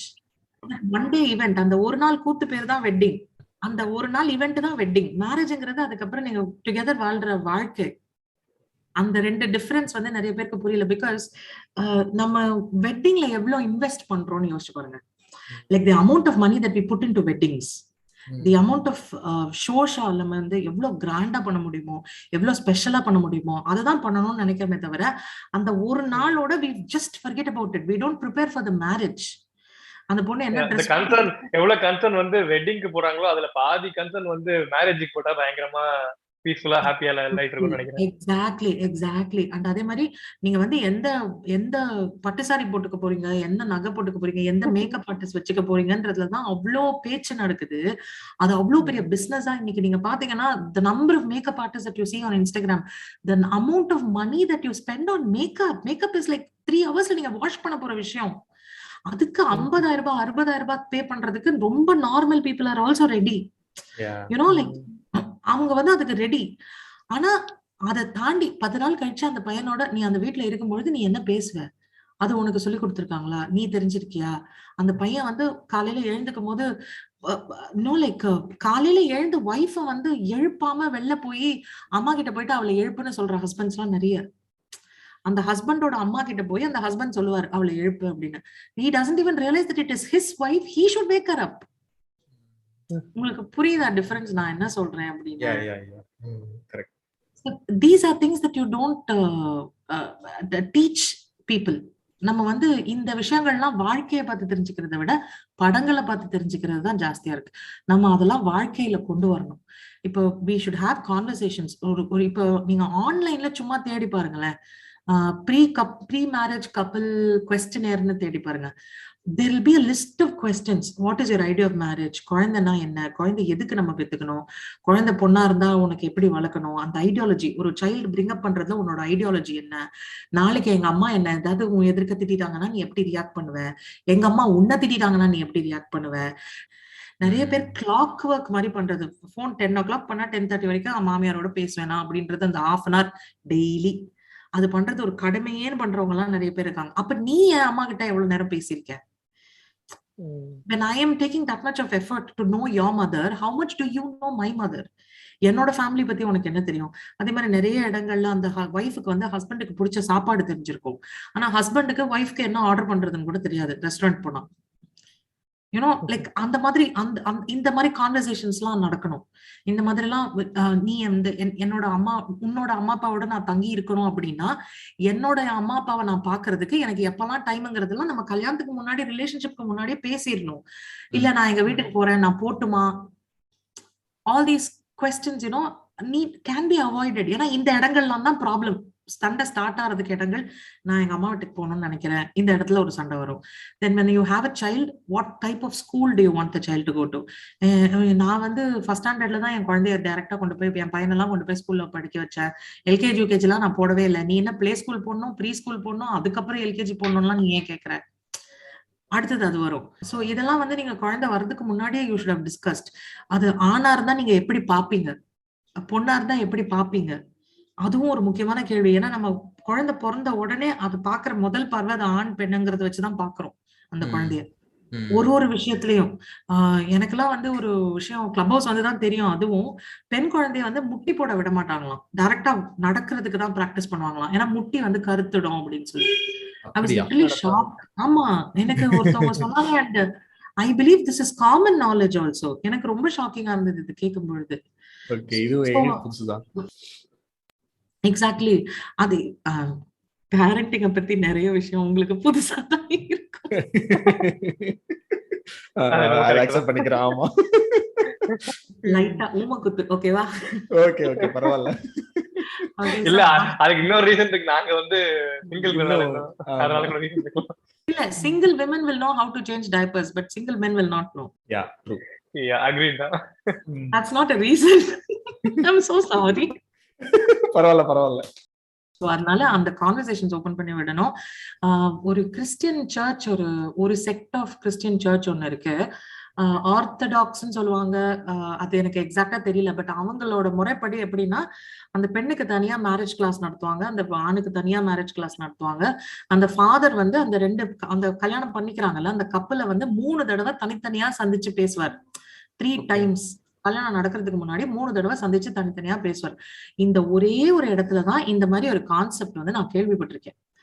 அது மற்ற இடங்கள் எல்லாத்துலயும் அங்கேயும் வந்து எப்படி பேசுறாங்க, என்ன பேசுறாங்கன்றது எனக்கு சரியா தெரியல. I seriously don't know. மத்த எல்லா இடங்கள்லயுமே வந்து அந்த கல்யாணம் ஆகுற வரைக்கும் இந்த ஆடுகளம் படத்துல இந்த சேவல் சண்டை வரும் இல்லையா, அந்த சேவலை வந்து ஆப்போசிட் சேவலை பார்க்க வச்சு ஆனா பிரிச்சு வச்சு பிடிச்சு வச்சிருப்பாங்க. சண்டைன்னு ஸ்டார்ட் ஆன தாலி கட்டுன உடனே அடிச்சுக்கங்கடா அப்படின்னு விடுவாங்க. அப்படிதான் அந்த பாய் அந்த girl are led into the relationship இல்லையா. சோ அதுக்கு முன்னாடியே நம்ம வந்து கிராஜுவல் ப்ராசஸா இத கண்டக்ட் பண்ணணும். அண்ட் வி ஷுட் ஹேவ் டைரக்டா குவெஸ்டினர்ஸே கொடுக்கலாங்க. Like very simple things. நீ வந்து உன்னுடைய துணிகளை நீ வந்து லாண்ட்ரி பாஸ்கெட்குள்ள நீ போடுவியா அப்படிங்கறது கூட நம்ம கேட்கலாம். இதெல்லாம் கன்ஸ்ட்ரக்டிவ் கான்வர்சேஷன்ஸ். ஏன்னா அது வந்து கேட்கும் போது ரொம்ப சில்லியா இருக்கும். லாண்ட்ரி பாஸ்கெட் கேள்வி கேக்குறப்ப போடுவேன்னு சொல்லிட்டு அப்புறம் போடல என்ன பண்ணுவாங்க, போடுவேன்னு சொன்னீங்க. அந்த மாதிரி நிறைய பேர் இருக்காங்க. நீ ஸ்டார்டிங் ரிலேஷன்ஷிப்ல போறப்ப வந்து நான் வந்து பயங்கரமா பாத்துக்குவேன், நான் வந்து ரொம்ப ஈக்குவலா ட்ரீட் பண்ணுவேன்னு சொல்லிட்டு ரிலேஷன்ஷிப்ல போனதுக்கு அப்புறம் வந்து லைக் யூசுவல் டாக்ஸிக் மாஸ்குலினிட்டி எல்லாம் காமிச்சு அப்புறம் என்ன பண்றது? இல்ல, அதுவும் கான்வர்சேஷன்ஸ். இது வந்து தெரியாமலே உள்ள போறதுக்கு, சரி நம்ம சொல்லிருக்கோம் அப்படிங்கிற ஒரு ரெஸ்பான்சிபிலிட்டியோட உள்ள போறதுக்கு, it is just it's a better way of handling things தான். I am not saying it is the best. இது ஒரு சொல்யூஷனும் நம்ம சொல்ல முடியாது. அந்த மாதிரி டிஃப்ரெண்ட் இதுல இருக்கும். லைக் இப்போ எப்படி சொல்றது, சில ஒய்ஃப் வந்து ஹஸ்பண்டுக்கு கேர் பண்ணணும் அப்படிங்கிறதுக்காக அவங்க ஹஸ்பண்ட் என்ன சட்டை போடுவாங்களோ அதை வந்து எடுத்து வெளியில வைப்பாங்க. ஹெல்மெட் சாவி முதற்கொண்டு எல்லாத்தையும் எடுத்து தருவாங்க, எல்லாமே பண்ணுவாங்க. ஆனா சில ஒய்ஃப் வந்து அதையே பண்ணுவாங்க, ஆனா நீ இன்னைக்கு இந்த சட்டை தான் போடணும்னு பண்ணுவாங்க. செயல் ஒண்ணுதான், காரணம் டிஃபரெண்டா இருக்கும். சோ அது அக்கறையில பண்ணும்போது நம்ம அக்செப்ட் பண்ணிக்கலாம். ஆனா அக்கறையில வரல, நீ இன்னைக்கு இந்த சட்டை தான் போடுற, நான் இந்த ட்ரெஸ் தான் போட போறேன், அதனால நீ இந்த சட்டை தான் போடுற அப்படின்னு சொல்லும் போது அது வந்து கொஞ்சம் அத்துமீறலா இருக்கும். சோ இது எல்லாமே நம்ம கான்வர்சேஷன்லயும், இந்த கான்வர்சேஷனை இந்த நம்ம சினிமாத்தனமா இல்லாம சாப்பிடுறது, மியூசிக், அப்புறம் படம், இதை தாண்டி வாழ்க்கை சம்பந்தப்பட்ட விஷயங்களை பேச ஆரம்பிக்கும் பொழுதுதான் I think it will make a lot of sense நினைக்கிறேன். இன்னொரு விஷயம், இது முக்கியம். இன்னும் இது பேசுறப்ப டாக்ஸிக் ட்ரைட்ஸ் இல்ல ரெட் ஃபிளாக்ஸ் எல்லாம் பேசுறப்ப இந்த விஷயம் முக்கியமா பேசணும். இப்ப உங்க பார்ட்னர் வந்து ஆல்ரெடி டாக்ஸிக் ட்ரைட்ல இருக்காங்க, ஒரு 2-3 டாக்ஸிக் ட்ரைட்ஸ் இருக்கு, ரெட் ஃபிளாக்ஸ் இருக்குன்னு வச்சுக்கோங்களேன். அதை எப்படி நீங்க வந்து ஹேண்டில் பண்ணுவீங்கிறதையும் நம்ம கொஞ்சம் இது பண்ணுவோம். ஹேண்டில் பண்றதோ இல்ல when do we quit, like when do we give up on our partner who is possessing this red flag, இந்த மாதிரி விஷயத்தையும் கொஞ்சம் டிஸ்கஸ் பண்ணணும். நம்ம என்ன ஒரு தெரியல, நீங்க இந்த எல்லோ ஃபிளாக்ஸ் சொல்றாங்கல்ல, சில விஷயங்கள்லாம் வந்து மேபி பேசி கம்யூனிகேட் பண்ணி அதை சரி பண்ற மாதிரி விஷயங்களா இருக்கும். சில விஷயங்கள் வந்து இல்ல கண்டிப்பா வந்து இது மேல பியர் பண்ண முடியாது அப்படிங்கிற மாதிரி இருக்கும். சோ இதை பத்தி ஒரு கான்வர்சேஷன் வரணும். எப்படி வந்து எதை ஹேண்டில் பண்றது, எப்படி சேஞ்ச் பண்றது, இல்ல எப்ப வந்து குவிட் பண்றது, இதை பத்தி கொஞ்சம் டிஸ்கஸ் பண்ணுவோம் நம்ம. இது வந்து ரெட் ஃபிளாக்ஸ் கண்டுபிடிச்சதுக்கு அப்புறம் மெயின் வந்து ரெட் ஃபிளாக்ஸ் கண்டுபிடிக்கிறதுக்கும் தேவை கம்யூனிகேஷன் தான். ரெட் ஃபிளாக்ஸ் கண்டுபிடிச்சதுக்கு அப்புறம் இதை ரிசால்வ் பண்றதுக்கும் தேவை கம்யூனிகேஷன் தான். So the first thing is that you tell the person, இது எனக்கு வந்து ஒர்க் அவுட் ஆகல, இது எனக்கு ப்ராப்ளமா இருக்கு, இதனால எனக்கு இந்த சிக்கல்கள் இருக்கு அப்படின்னும் போது 2-3 விதமான ரெஸ்பான்ஸ் யோசிச்சுக்கோங்களேன். ஒண்ணு வந்து மெஜாரிட்டி நான் அப்படிதான் அப்படின்னு வரும். ஐ எம் ஸ்டில் நாட் மென்ஷனிங் ஆண் பெண் சொல்லல, நான் இங்க 2 பேரையும் சேர்த்து தான் சொல்றேன். நான் இப்படிதான் அப்படிங்கறதுதான் ஃபர்ஸ்ட் ஒரு அதுதான் ப்ராப்ளமேட்டிக். அடுத்த ப்ராப்ளம் ஒரு ரெட் ஃபிளாக் ஐடென்டிஃபை பண்ணி நம்ம அதை பத்தி பேசும்போது, இது அப்படியா, இது தெரியாதே எனக்கு, இது ஒரு பிரச்சனையான்னு கேக்குறதெல்லாம் ப்ராப்ளம் கிடையாது. ஓ இது இப்படி உனக்கு பிரச்சனையா இருக்கா, இதை நான் மாத்திக்க ட்ரை பண்றேன்னு சொல்றதும் ப்ராப்ளம் கிடையாது. தேர்ட், இந்த ப்ராப்ளம் வந்து 2 தான். இதெல்லாம் ஒரு பிரச்சனையா அப்படின்னு ப்ராப்ளம். 2வது, இது பிரச்சனை தான், ஆமா, ஆனா நான் அப்படிதான் அப்படின்னு சொல்றது ஒரு ப்ராப்ளம். இதுதான் ப்ராப்ளமேட்டிக் ரெஸ்பான்சஸ். இந்த மூணாவது வந்து நான் இதெல்லாம் நல்லதுக்காக தான் பண்றேன் அப்படின்னு சொல்றது. ஓ அது வந்து அப்படி மட்டும் சொன்னாங்கன்னா ஓடுங்க ஓடிட்டே இருங்க. ஆமா, ஆக்சுவலா இதுதான் மெயின். மூணாவது தான் எனக்கு தெரிஞ்சு ரொம்ப மெயினா வரும். நான் வந்து இல்ல வந்து ரொம்ப காமனா யூஸ் பண்றது. ஓகே, சோ இதுக்கு வந்து நீங்க அதே மாதிரி ஒரு கம்யூனிகேட் பண்ணும் பொழுது நம்மளும் பேசும்பொழுது ரொம்ப தெளிவா பேசணும். நீங்க இது இப்படி சொன்னீங்க, இது எனக்கு இப்படி பட்டுது, ஃபர்ஸ்ட் ஸ்டெப் அது. நீங்க அப்படி நினைச்சுதான் சொன்னீங்களா? இந்த சட்டை எடுத்து வைக்கும் போது என் மேல இருக்க அக்கறையில சட்டை எடுத்து வைக்கிறியா, இல்லைன்னா நான் இதுதான் போடணுங்கிறதுக்காக நீ சட்டை எடுத்து வைக்கிறியா? உன்னோட நோக்கம் என்னன்னு ஃபர்ஸ்ட் தெரிஞ்சுக்கிறது. 2வது, நோக்கம் சரியா இருந்தாலும் செயல் என்ன பாதிக்குதுன்னு சொல்றது. 3வது, இந்த செயலை இப்படி மாத்தி செஞ்சா இது பெட்டரா இருக்குமான்னு ஆலோசனை செய்யறது. 2 பேருமே இந்த சாம்பார் வந்து நீ வந்து எங்க வீட்டு சாம்பார் மாதிரி வச்சேன்னா கொஞ்சம் பெட்டரா இருக்குமே அப்படின்னு சொல்றது. இல்ல நான் வந்து எங்க வீட்டு சாம்பார் மாதிரி தானே நான் வைக்க முடியும்னு பேசும்போது, சரி 2 பேர் சாம்பாருக்கும் நடுவுல ஒரு டிஃப்ரெண்டான ஒரு சாம்பார் கண்டுபிடிக்கிறது. I'm just still saying very simple examples. But still, நீங்க இப்ப நம்ம பேசணும் இல்லையா, லாண்ட்ரி பாஸ்கெட்குள்ள நீ வந்து அழுக்கு துணி போடுவியான்னு கேட்டா, நான் போடுவேன்னு சொன்னா ஒண்ணு சரி ஏன் துணியும் சேர்த்து போடுன்னு கேக்குறதும் வகைதான், இல்ல நாங்க 2 பேருமே போடுவோம்னு சொல்றதும் ஒரு வகைதான். எது whatever works out for you. என் துணியும் சேர்த்து போடுறதுல உனக்கு ப்ராப்ளம் இல்ல அப்படின்னா, if that works out for you, it is okay. இல்ல நீ உன் துணியை போட, நான் என் துணியை போடுறேன் அப்படின்னா that works out for you, it is okay. ஆனா question வந்து, நீங்க இந்த ரிலேஷன்ஷிப்க்கு நீங்க உங்களை கொடுத்துற அளவுக்கு இந்த ரிலேஷன்ஷிப் உங்களுக்கு தருதாங்கிறது தான் main question. Because it can never be a one way process. உங்களுக்கு ஒரு ஃபேமஸ் சேயிங் ஒன்னு இருக்கும், you can share only when your cup is full. உங்க கப் ஃபுல்லானாதான் நீங்க ஷேர் பண்ண முடியும். உங்க கப் ஃபுல் ஆகல அப்படின்னா நீங்க ஷேர் பண்ண முடியாது. சோ உங்க கப் ஃபுல் ஆகுதா, நீங்க வந்து இன்னைக்கு லாண்ட்ரி பாஸ்கெட்குள்ள நீங்க துணி போட்டீங்கன்னா நாளைக்கு அவர் போடுறதுக்கு ரெடியா இருக்காரா, இல்ல அவர் லாண்ட்ரி பாஸ்கெட்குள்ள துணி போடாதது உங்களுக்கு என் ஹஸ்பண்ட் குழந்தை மாதிரி நான் தான் லாண்ட்ரி பாஸ்கெட்குள்ள கூட துணி எடுத்து போடுவேன் அப்படிங்கிறது உங்களுக்கு பெருமையா இருந்துச்சுன்னா அதுவும் பிரச்சனை கிடையாது. ஆனா உங்களுக்கு அந்த அழுக்கு துணியா தொடுறதுக்கு உங்களுக்கு பிடிக்கவே இல்லை, உங்களுக்கு வந்து அந்த மத்தவங்களோட ஸ்வெட் வந்து ஒரு ஃபோபியா, ஆனா உங்க ஹஸ்பண்ட் வந்து மேக்ஸ் யூ டூ இட்னா அதுதான் ப்ராப்ளம். So it differs. ஒரு ரிலேஷன்ஷிப்க்கும் ஒரு பர்சனுக்கும் அது வந்து ரொம்ப இண்டிவிஜுவலான ப்ராசஸ். இந்த நார்சிஸ்டிக் பிஹேவியர் ரிசால்வ் பண்ண ரெடியா இருந்தா அடுத்த step will be to go for professional help. தனக்குள்ள ரிசால்வ் ஆயிக்க முடியல, அதான் நான் சொன்னேன் இல்லையா, இந்த ஃபர்ஸ்ட் அட்ரஸ் பண்றது, எனக்கு இது ப்ராப்ளம்னு சொல்றது, அதுக்கான நோக்கம் என்னன்னு புரிஞ்சுக்கிறது, நோக்கம் சரியா இருந்தாலும் செயல் எனக்கு இப்படி வேணும்ன்றத பத்தி மாத்தி பேசுறது, அப்படி முடியலன்னா we have to go for professional help தான். கரெக்ட். இப்ப இந்த ஆஸ்பெக்ட் பேசணும், நம்மளோட பார்ட்னர் வந்து இந்த மாதிரி ரெட் ஃபிளாக்ஸ் இருந்தா, டாக்ஸிக் ட்ரைட்ஸ் இருந்தா என்ன பண்ணணும் அப்படின்னு. இன்னொரு முக்கியமான விஷயம், மேபி நீங்க சொன்ன மாதிரி ஆல்மோஸ்ட் எல்லா பர்சனுக்குமே வந்து certain number of toxic traits இருக்க சான்சஸ் இருக்குது. சோ இந்த டிஸ்கஷன் வந்து மேபி ஒரு சான்ஸ் டு டாக்ஸிக்ங்கிறதும் திரும்ப ரொம்ப ரொம்ப ஹார்ஷான வேர்டு. எல்லார்கிட்டயும் வந்து கொஞ்சம் டிஃப்ரெண்ட் லெவல்ஸ் ஆஃப், அதாவது இன்கம்பேட்டபிலிட்டிஸ் இருக்கும். நம்ம அந்த வேர்டை யூஸ் பண்ணிக்கலாமே. ஒத்து போகாதது, அந்த ஒவ்வாமை வந்து எல்லாருக்கும் நடுவுல இருக்கும். எல்லாமே 5 விரலும் ஒண்ணு இல்லைன்னு சொல்லுவாங்கல்ல, அந்த மாதிரி ஒவ்வொருத்தரும் ஒரு மாதிரி இருக்கதான் செய்வாங்க. பட் நம்ம வந்து எந்த எக்ஸ்டென்ட்டுக்கு நம்மளால அதை வந்து மேனேஜ் பண்ண முடியுதுங்கிறது தான் problem. Right. So for example, நீங்க ஒரு கோ-டிபெண்டண்டா இருக்கீங்கன்னு வச்சுக்கோங்க ஒரு பார்ட்னர் கிட்ட, அது ஒரு எக்ஸாம்பிளா சொல்றேன். இப்போ வந்து உங்க ரிலேஷன்ஷிப்ல நீங்க திங்க் பண்ணி பார்க்கலாம், மேபி நீங்க சஃபகேட் பண்றீங்களா உங்க பார்ட்னரை, சேயிங் தட் நீங்க ரொம்ப லவ்ல இருக்கீங்க, உங்க பார்ட்னரை பிரிஞ்சு எங்களால இருக்க முடியல அப்படின்னு சொல்லி அதை ஒரு சஃபகேட் பண்றீங்களா? ஸோ இந்த மாதிரி விஷயங்கள்லாம் நீங்க திங்க் பண்ணி பார்த்தீங்க, கேட்குறவங்க லிசனர் சொல்றேன். ஸோ திங்க் பண்ணி பார்க்கறது இது ஒரு சான்ஸா இருக்கலாம். அப்படி இருந்தா, இல்ல நீங்க வந்து உங்க பார்ட்னர் வந்து உங்ககிட்ட சொல்றாங்க இந்த மாதிரி உங்களோட இந்த கேரக்டர் வந்து எனக்கு கஷ்டமா இருக்குது, இதை மேபி சேஞ்ச் பண்ணணும், இதுல நம்ம ஒர்க் பண்ணணும் அப்படின்னு சொன்னா தயவு செஞ்சு அதை நம்பணும்.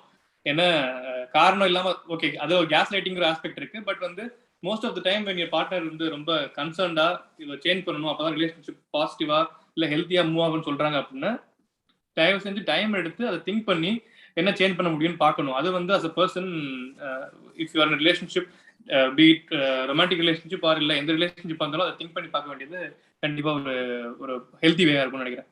இல்ல சிலர் எப்படி இருக்காங்கன்னா, இந்த டாக்ஸிசிட்டி இல்ல இந்த மாதிரி ரெட் ஃபிளாக்ஸ் இந்த பத்தின கான்செப்ட்ஸ் எல்லாமே தெரியும்.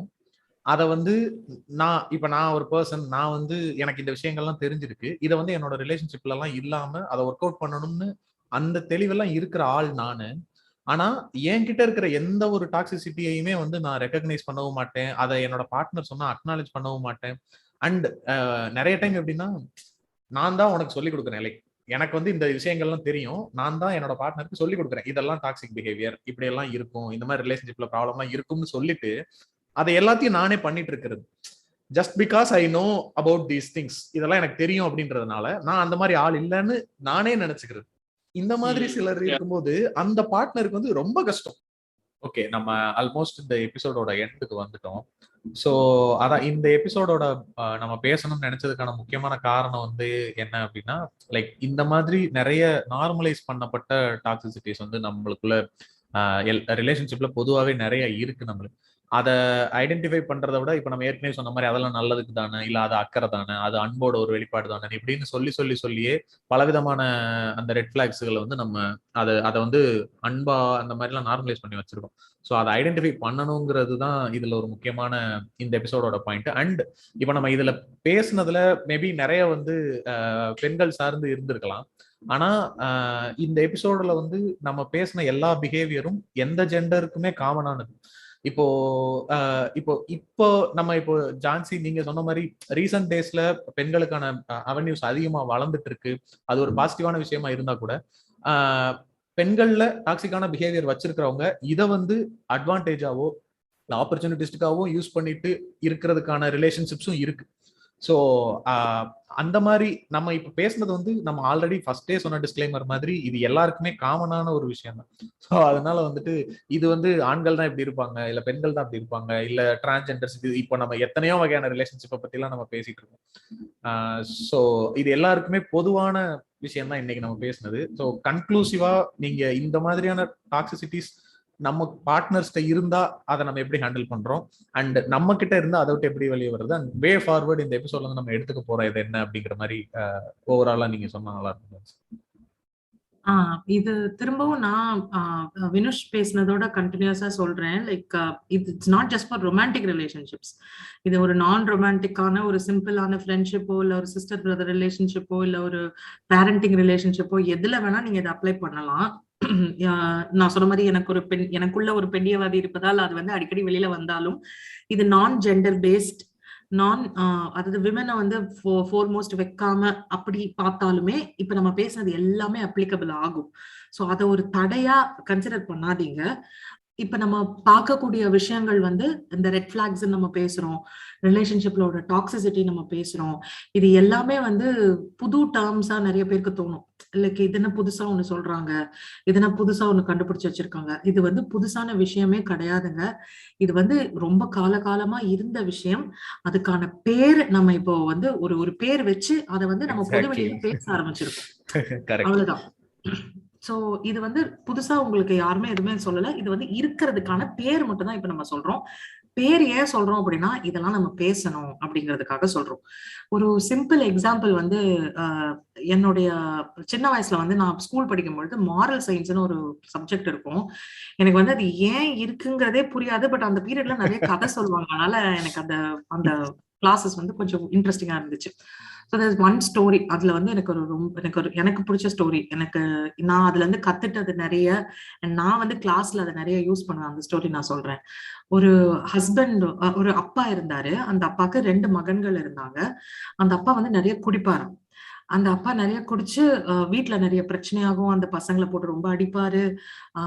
அதுல வந்து நிறைய சிக்கல்கள் ஏற்பட்டுச்சு.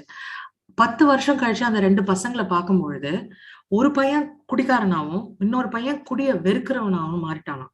2 பேர்கிட்ட காரணம் கேட்ட போதும் அவங்க அப்பாவை தான் சொன்னாங்களாம். ஒருத்தன் சொன்னானா எங்க அப்பா பண்ணாரு, என்ன தப்பு நானும் பண்ணேன். ஒருத்தன் சொன்னானா எங்க அப்பா பண்ணாரு, அது மொத்தமே தப்பு, அதனால நான் அதை பண்ணல அப்படி. சோ இந்த விஷயங்கள் எல்லாமே நம்ம ரிலேஷன்ஷிப்ஸ்ல இருக்கு. ஆனா நம்ம அதை எப்படி பாக்குறோம்? நீங்க அதை மாத்திக்க விரும்புறீங்களா, இல்ல இது வந்து இப்படியே இருந்துட்டு போது, நாங்க வந்து அழுது நொந்து நூலாகி அப்படியே உள்ளுக்குள்ளே செத்து சீரழிஞ்சு போயிடுறோம் அப்படின்னு நினைக்க போறோமா? அதுதான் இங்க குவெஸ்டின். சோ இல்லாத விஷயத்த புதுசா கொண்டு வந்து நுழைக்கிற கான்செப்ட் கிடையாது இது. இருக்கிறத நம்ம வந்து பேசுறதுக்கான வாய்ப்புகளும், இதை சால்வ் பண்ணா இன்னும் ஒரு சந்தோஷமான சொசைட்டி நம்ம கிரியேட் பண்ண முடியுங்கிற நம்பிக்கையும், நம்ம குழந்தைங்க நம்ம கூட இன்னும் ஒரு நல்ல சூழல்ல இதை விட நம்ம வந்து இப்ப ஓரளவுக்கு எக்கனாமிக்கா நம்ம ஸ்டேபிள் ஆகிட்டோம் ஆஸ் அ சொசைட்டி. இப்ப வந்து பஞ்சம்ங்கிற ஒரு விஷயமோ இல்ல சாப்பாடுக்கு வழி இல்ல சாப்பாடுக்கு திண்டாட்டம் அடையிற ஒரு நிலையிலயோ ஆஸ் அ சொசைட்டி ஜனரஞ்சகமா பாப்புலரான சொசைட்டில நம்ம இல்ல. சோ அந்த பேசிக் நீட்ஸை தாண்டி ஒரு குவாலிட்டி ஆஃப் லைஃபை பெட்டர் ஆக்குறதுக்கான கான்வர்சேஷன்ஸா தான் இதெல்லாம் நம்ம பார்க்கணும். சோ ஒரு நல்ல குவாலிட்டி ஆஃப் லைஃபை நம்ம குழந்தைங்களுக்கு பாஸ் பண்ண முடியுமா? நம்மளை பார்த்து நம்ம குழந்தைங்க நம்மளை விட பெட்டரா வாழறது எப்படின்னு கத்துப்பாங்களா? ஒரு ஹியூமன் ரேஸா நம்ம ஒரு சந்தோஷமான இடத்துக்கு போவோமா அப்படிங்கிறதுக்கான கான்வர்சேஷன்ஸ் தான் இது. இந்த டாக்ஸிசிட்டி வந்து ஒரு ரிலேஷன்ஷிப்னாலே டாக்ஸிசிட்டி இருக்கும் அப்படிங்கறதெல்லாம் யாரும் சொல்ல வரல. ரிலேஷன்ஷிப்பை பாக்குற விதத்தை நம்ம கொஞ்சம் மாத்தி பார்க்கலாம். ரிலேஷன்ஷிப்புங்கிறது ஒருத்தர் கொடுத்து இன்னொருத்தர் வாங்கி இன்னொருத்தர் விட்டு கொடுத்துட்டே இருக்கிற அந்த மெழுகுவர்த்தி ரிலேஷன்ஷிப் கான்செப்ட்ல இருந்து ரிலேஷன்ஷிப்ல இருக்க எல்லாருமே நல்லா சந்தோஷமா இருக்கலாம். ஒரு அம்மா வந்து தன்னுடைய குழந்தை சொல்றத கேட்டுட்டே ஒபீடியன்ட் சைல்டா இருக்கணும். அப்பதான் தனக்கு வந்து அந்த பிள்ளை ஏத்த பிள்ளை, நான் கீழ்ப்படுகிறது மட்டுமே ஒரு குவாலிட்டியா எதிர்பார்க்க கூடாது. ஒரு பேரண்ட் தன்னை புரிஞ்சுக்கணும் அப்படிங்கிறது தான் மெயின். லிசனிங், ஒபே பண்றதுக்கும் கவனிக்கிறதுக்கும் நிறைய டிஃபரன்ஸ் இருக்கு. சோ அந்த லிசனிங் சைல்டா இருக்கணுங்கிறது தான் ஹெல்த்தி. சோ இதுக்குதான் நம்ம பேரு வித்தியாசம் கொடுக்குறோம். நம்ம பொசசிவா இருக்கிறது டாக்ஸிக், கேரிங்கா இருக்கிறது நல்லது. Relationships are always going to be there. இந்த உலகத்துல ரிலேஷன்ஷிப்ஸ் எல்லா நாளும் இருக்க போகுது, எந்த காலகட்டமானாலும் இருக்க போகுது. ஆனா அதை ஒரு ஹாப்பி ரிலேஷன்ஷிப்பா வச்சுக்கிறதுக்கு தான் நம்ம அந்த டயலாக்ஸ், இந்த கான்வர்சேஷன்ஸ், இந்த நேம்ஸ், இது எல்லாமே பண்றதுக்கான விஷயம். இன்னொன்னு, ரைட் டு அந்த அமெரிக்கன் இண்டிபெண்டன்ஸ் டீட்ல வந்து ஒண்ணு இருக்கும், the right to pursue happiness அப்படின்னு சொல்லுவாங்க. we already talked about pursuit of happiness also. so basic necessity வந்து food, clothing and shelter மட்டும் இல்ல, happiness in life is also a basic necessity. உங்க வாழ்க்கை நீங்க வாழ போறது ஒரு தடவை, அந்த ஒரு தடவை நீங்க ஹாப்பியா இருக்கீங்களா, உங்க குவாலிட்டி ஆஃப் லைஃப் நல்லா இருக்கா? So happiness is also become a basic necessity of life. அதை கேரண்டி பண்றதுக்காக தான் நம்ம இவ்வளவு தூரம் இதை பத்தி எல்லாம் யோசிக்கிறோம், இதை பத்தி எல்லாம் பேசுறோம், இதை பத்தி எல்லாம் ரிசால்வ் பண்ண முயற்சி பண்றோம். So for us to become better people, better human beings and happy human beings is what we are trying. Super. ரொம்ப சூப்பர். சூப்பரான ஒரு கன்க்ளூஷன். இந்த எபிசோட்ல இருந்து ஒரு டேக் அவேவா நான் சொல்றது ஒரே விஷயம் என்னன்னா, இவ்வளவு தூரம் இந்த எபிசோட் கேட்டிருக்காங்க அப்படின்னா கண்டிப்பா வந்து மேபி உங்க பார்ட்னர் மேல, நான் ரொமான்டிக் ரிலேஷன்ஷிப்ல சொல்றேன், உங்க பார்ட்னர் மேல அவ்வளோ கேர் இருக்கு அப்படின்னா நீங்க ஒரு கான்வர்சேஷன் ஸ்டார்ட் பண்ணுங்க. இந்த எபிசோட்ஸ் வச்சே ஸ்டார்ட் பண்ணுங்க. என்னென்ன ரெட் ஃபிளாக்ஸ்லாம் உங்ககிட்ட இருக்குன்னு உங்க பார்ட்னர் நினைக்கிறாங்க, மேபி இதை பத்தி பேசாமலே இருந்திருக்கலாம், என்னென்ன டாக்ஸிக் ட்ரைட்ஸ்லாம் உங்ககிட்ட இருக்குதுன்னு உங்க பார்ட்னர்கிட்ட தைரியமா கேளுங்க. இருக்குன்னு சொன்னாங்கன்னா அதை வந்து காமா ஹேண்டில் பண்ணி எப்படி மாத்தலாங்கிறத கன்ஸ்ட்ரக்டிவா பண்ண பாருங்க. மேபி இது ஒரு நல்ல ஸ்டார்டா இருக்கலாம் உங்க ரிலேஷன்ஷிப்ஸ் இன்னும் ஹெல்த்தியா மாறுறதுக்கு. கான்வர்சேஷன்ஸ், பேச்சுவார்த்தை, அதுதான் ரொம்ப முக்கியம். எது எப்படி இருந்தாலும் கான்வர்சேஷன் ஸ்டார்ட் பண்ணணும். கண்டிப்பா. அதேதான். ஓகே, சூப்பரான கன்க்ளூஷனும் கொடுத்துட்டீங்க ஜான்சி. ஆக்சுவலா நீங்க சொன்னதுல ஒரு 2 விஷயம் எனக்கு ரொம்ப மென்ஷன் பண்ணணும்னு சொல்லுச்சு. ஒண்ணு வந்து என்னன்னா, இந்த நம்ம ஒவ்வொரு தடவை இந்த மாதிரி ஏதாவது விஷயங்களை பேசும்போது எல்லாரும் பொதுவா வந்துட்டு இப்ப அந்த காலத்துல எங்க காலத்துல இந்த மாதிரி பிரச்சனை எல்லாம் இல்ல, இப்பதான் புதுசு புதுசா பிரச்சனையை கொண்டு வர்றீங்கன்னு. ஆனா உண்மை என்னன்னா, இத்தனை வருஷமா இருந்த பிரச்சனைகளுக்கு எல்லாம் இப்பதான் நம்ம பேர் கொடுத்து அதை பத்தி பேச ஆரம்பிச்சிருக்கோன்றது முக்கியம். அதுதான் உண்மை. அதை வந்து ரியலைஸ் பண்ணணும், அது ஒரு முக்கியமான விஷயம். அண்ட் அஸ் அ டீச்சரா நீங்க சொன்ன அந்த விஷயம் வந்து எனக்கு ரொம்ப பிடிச்சிருந்துச்சு. ஏன்னா ஒரு குழந்தைகிட்ட வந்து கீழ்ப்படிதல்ன்றது மட்டுமே ஒரு நல்ல குணம்னு சொல்லி வளர்க்கறது வந்து எவ்வளவு மோசமான விஷயம்ன்றது நம்ம சொசைட்டில மட்டும்தான் இருக்கு. எனக்கு தெரிஞ்சு லீவ் லெட்டர்ல யுவர்ஸ் ஒபீடியன்ட்லின்னு போடுற ஒரே ஒரு சொசைட்டி வந்து நம்மளதான் இருக்கும்னு நினைக்கிறேன். ஸோ அதை மாத்தணும் அப்படின்னு சொன்னதும் ரொம்ப நல்ல விஷயம். அண்ட் இந்த எபிசோட்ல நம்ம பேசுனதுல முக்கியமான விஷயம் கம்யூனிகேஷன் ரொம்ப முக்கியம். ரெட் ஃபிளாக்ஸ் இருக்கு, டாக்ஸிசிட்டி இருக்கு, இதெல்லாம் சால்வ் பண்றதுக்கு முதல் கீ பாயிண்ட் வந்து கம்யூனிகேஷன். தேங்க்யூ ஜான்சி. ஒரு ரொம்ப வண்டர்ஃபுல்லான ஒரு எபிசோடு. நாங்க எக்ஸ்பெக்ட் பண்ணதை விட இன்னும் நல்ல சிறப்பாவே இருந்துச்சு இந்த episode. Thanks for joining. I was all the more happy to be part of this. நான் வந்து பாட்காஸ்ட் வந்து நான் கேட்டது கூட கிடையாது, ஷேம்ஃபுல்லி. பட் நான் ஒரு பாட்காஸ்டோட பார்ட்டா இருக்கேன்னு எனக்கு ரொம்ப சந்தோஷமா இருக்கு அண்ட் எக்ஸைட்டிங்கா இருக்கு. So I will be definitely listening to this podcast. And உங்களோட இந்த ஜேர்னில உங்க 2 பேருக்குமே மை பெஸ்ட் விஷஸ். இன்னும் நிறைய நல்ல நல்ல டாபிக்ஸ் எடுங்க. ஆன் அண்ட் ஆஃப் எனக்கும் ஒரு சான்ஸ் கொடுங்க இந்த மாதிரி ஒரு நல்ல சாட்டுக்கு. ஒரு கன்ஸ்ட்ரக்டிவ் கான்வர்சேஷனா இந்த மாதிரி போகும்பொழுது இது இன்னும் நிறைய பீப்புள போய் அடையும். இன்னும் நிறைய பேர் இந்த சிந்தனைக்குள்ள வருவாங்க, இந்த யோசனைக்குள்ள வருவாங்க, இத புரிஞ்சுப்பாங்க. ஏன்னா இந்த எனக்கு வந்து இப்போ நான் சொன்ன மாதிரி 12 to 15 வயசு குழந்தைங்க பார்க்கும்பொழுது ஒரு 10 வருஷம் கழிச்சு உலகம் எப்படி இருக்க போகுதுங்கிறத நான் இன்னைக்கே பாக்குறேன் அப்படிங்கிற மாதிரி ஒரு பொறுப்பான இடத்துல நான் இருக்கேன். And to help them decode what is relationship is my major challenge. ஏன்னா இப்ப பணம் எப்படி சம்பாதிக்கிறதுங்கிறது நம்ம குழந்தைங்களுக்கு சொல்லித்தரவே வேண்டாம். ஏன்னா ஒரு 1000கணக்கான வழிகள் இருக்கு இப்ப அதுக்கு. அது அந்த குழந்தைங்களுக்கும் தெரியுது. 2 வருஷம் ஆன்லைன் எஜுகேஷன் மூலமா கல்விங்கிறது ஆசிரியர்கிட்ட இருந்து மட்டும் கிடைக்கிறது இல்ல, கம்ப்யூட்டர் கிட்ட இருந்து கூட நம்ம வாங்கிக்கலாம் அப்படின்னு சொல்ற இந்த காலகட்டத்துல பானிபட் போர் எந்த வருஷம் நடந்ததுன்னு ஞாபகம் வச்சுக்க வேண்டிய அவசியம் இல்ல, கூகுள கேட்டா கூகுள் சொல்லிட்டு போகுது, அதை மனப்பாடம் பண்ண வேண்டாம் அப்படின்னு சொல்ற இந்த காலகட்டத்துல ஒரு டீச்சரா என்னோட responsibility is to enhance the quality of their life and to talk about relationships more. So இது வந்து நிறைய பேரை போய் அடையும் அப்படின்னு நான் எக்ஸைட்டடா எதிர்பார்க்கிறேன். And thank you for creating an opportunity for that. கண்டிப்பா ரொம்ப நன்றி. ரொம்ப அழகா சொன்னீங்க. கண்டிப்பா ஃபியூச்சர்ல இன்னும் சில எபிசோட்ஸ்ல நம்ம கண்டிப்பா கொலாபரேட் பண்ணுவோம். தேங்க்யூ. ஓகே, வழக்கம் போல எபிசோட் கேட்டுட்டு ஃப்ரெண்ட்ஸ்க்கு ஷேர் பண்ணுங்க. அப்புறம் இன்ஸ்டாகிராம்ல எங்களை ஃபாலோ பண்ணுங்க, ஸ்பாட்டிஃபை எந்த பிளாட்ஃபார்ம் இருந்தாலும் ஃபாலோ பண்ணுங்க. அப்புறம் let us know your comments. என்ன இந்த எபிசோட் பத்தி என்ன நினைச்சீங்க, நினைக்கிறீங்க அண்ட் என்னென்ன டாக்ஸிக் ட்ரேட்ஸ்லாம் உங்களுக்கு நீங்க ரியலைஸ் பண்றீங்க, உங்க பார்ட்னர் கிட்ட ரியலைஸ் பண்றீங்கன்னா மேபி கூட ஷேர் பண்ணலாம். Looking forward. தேங்க்யூ.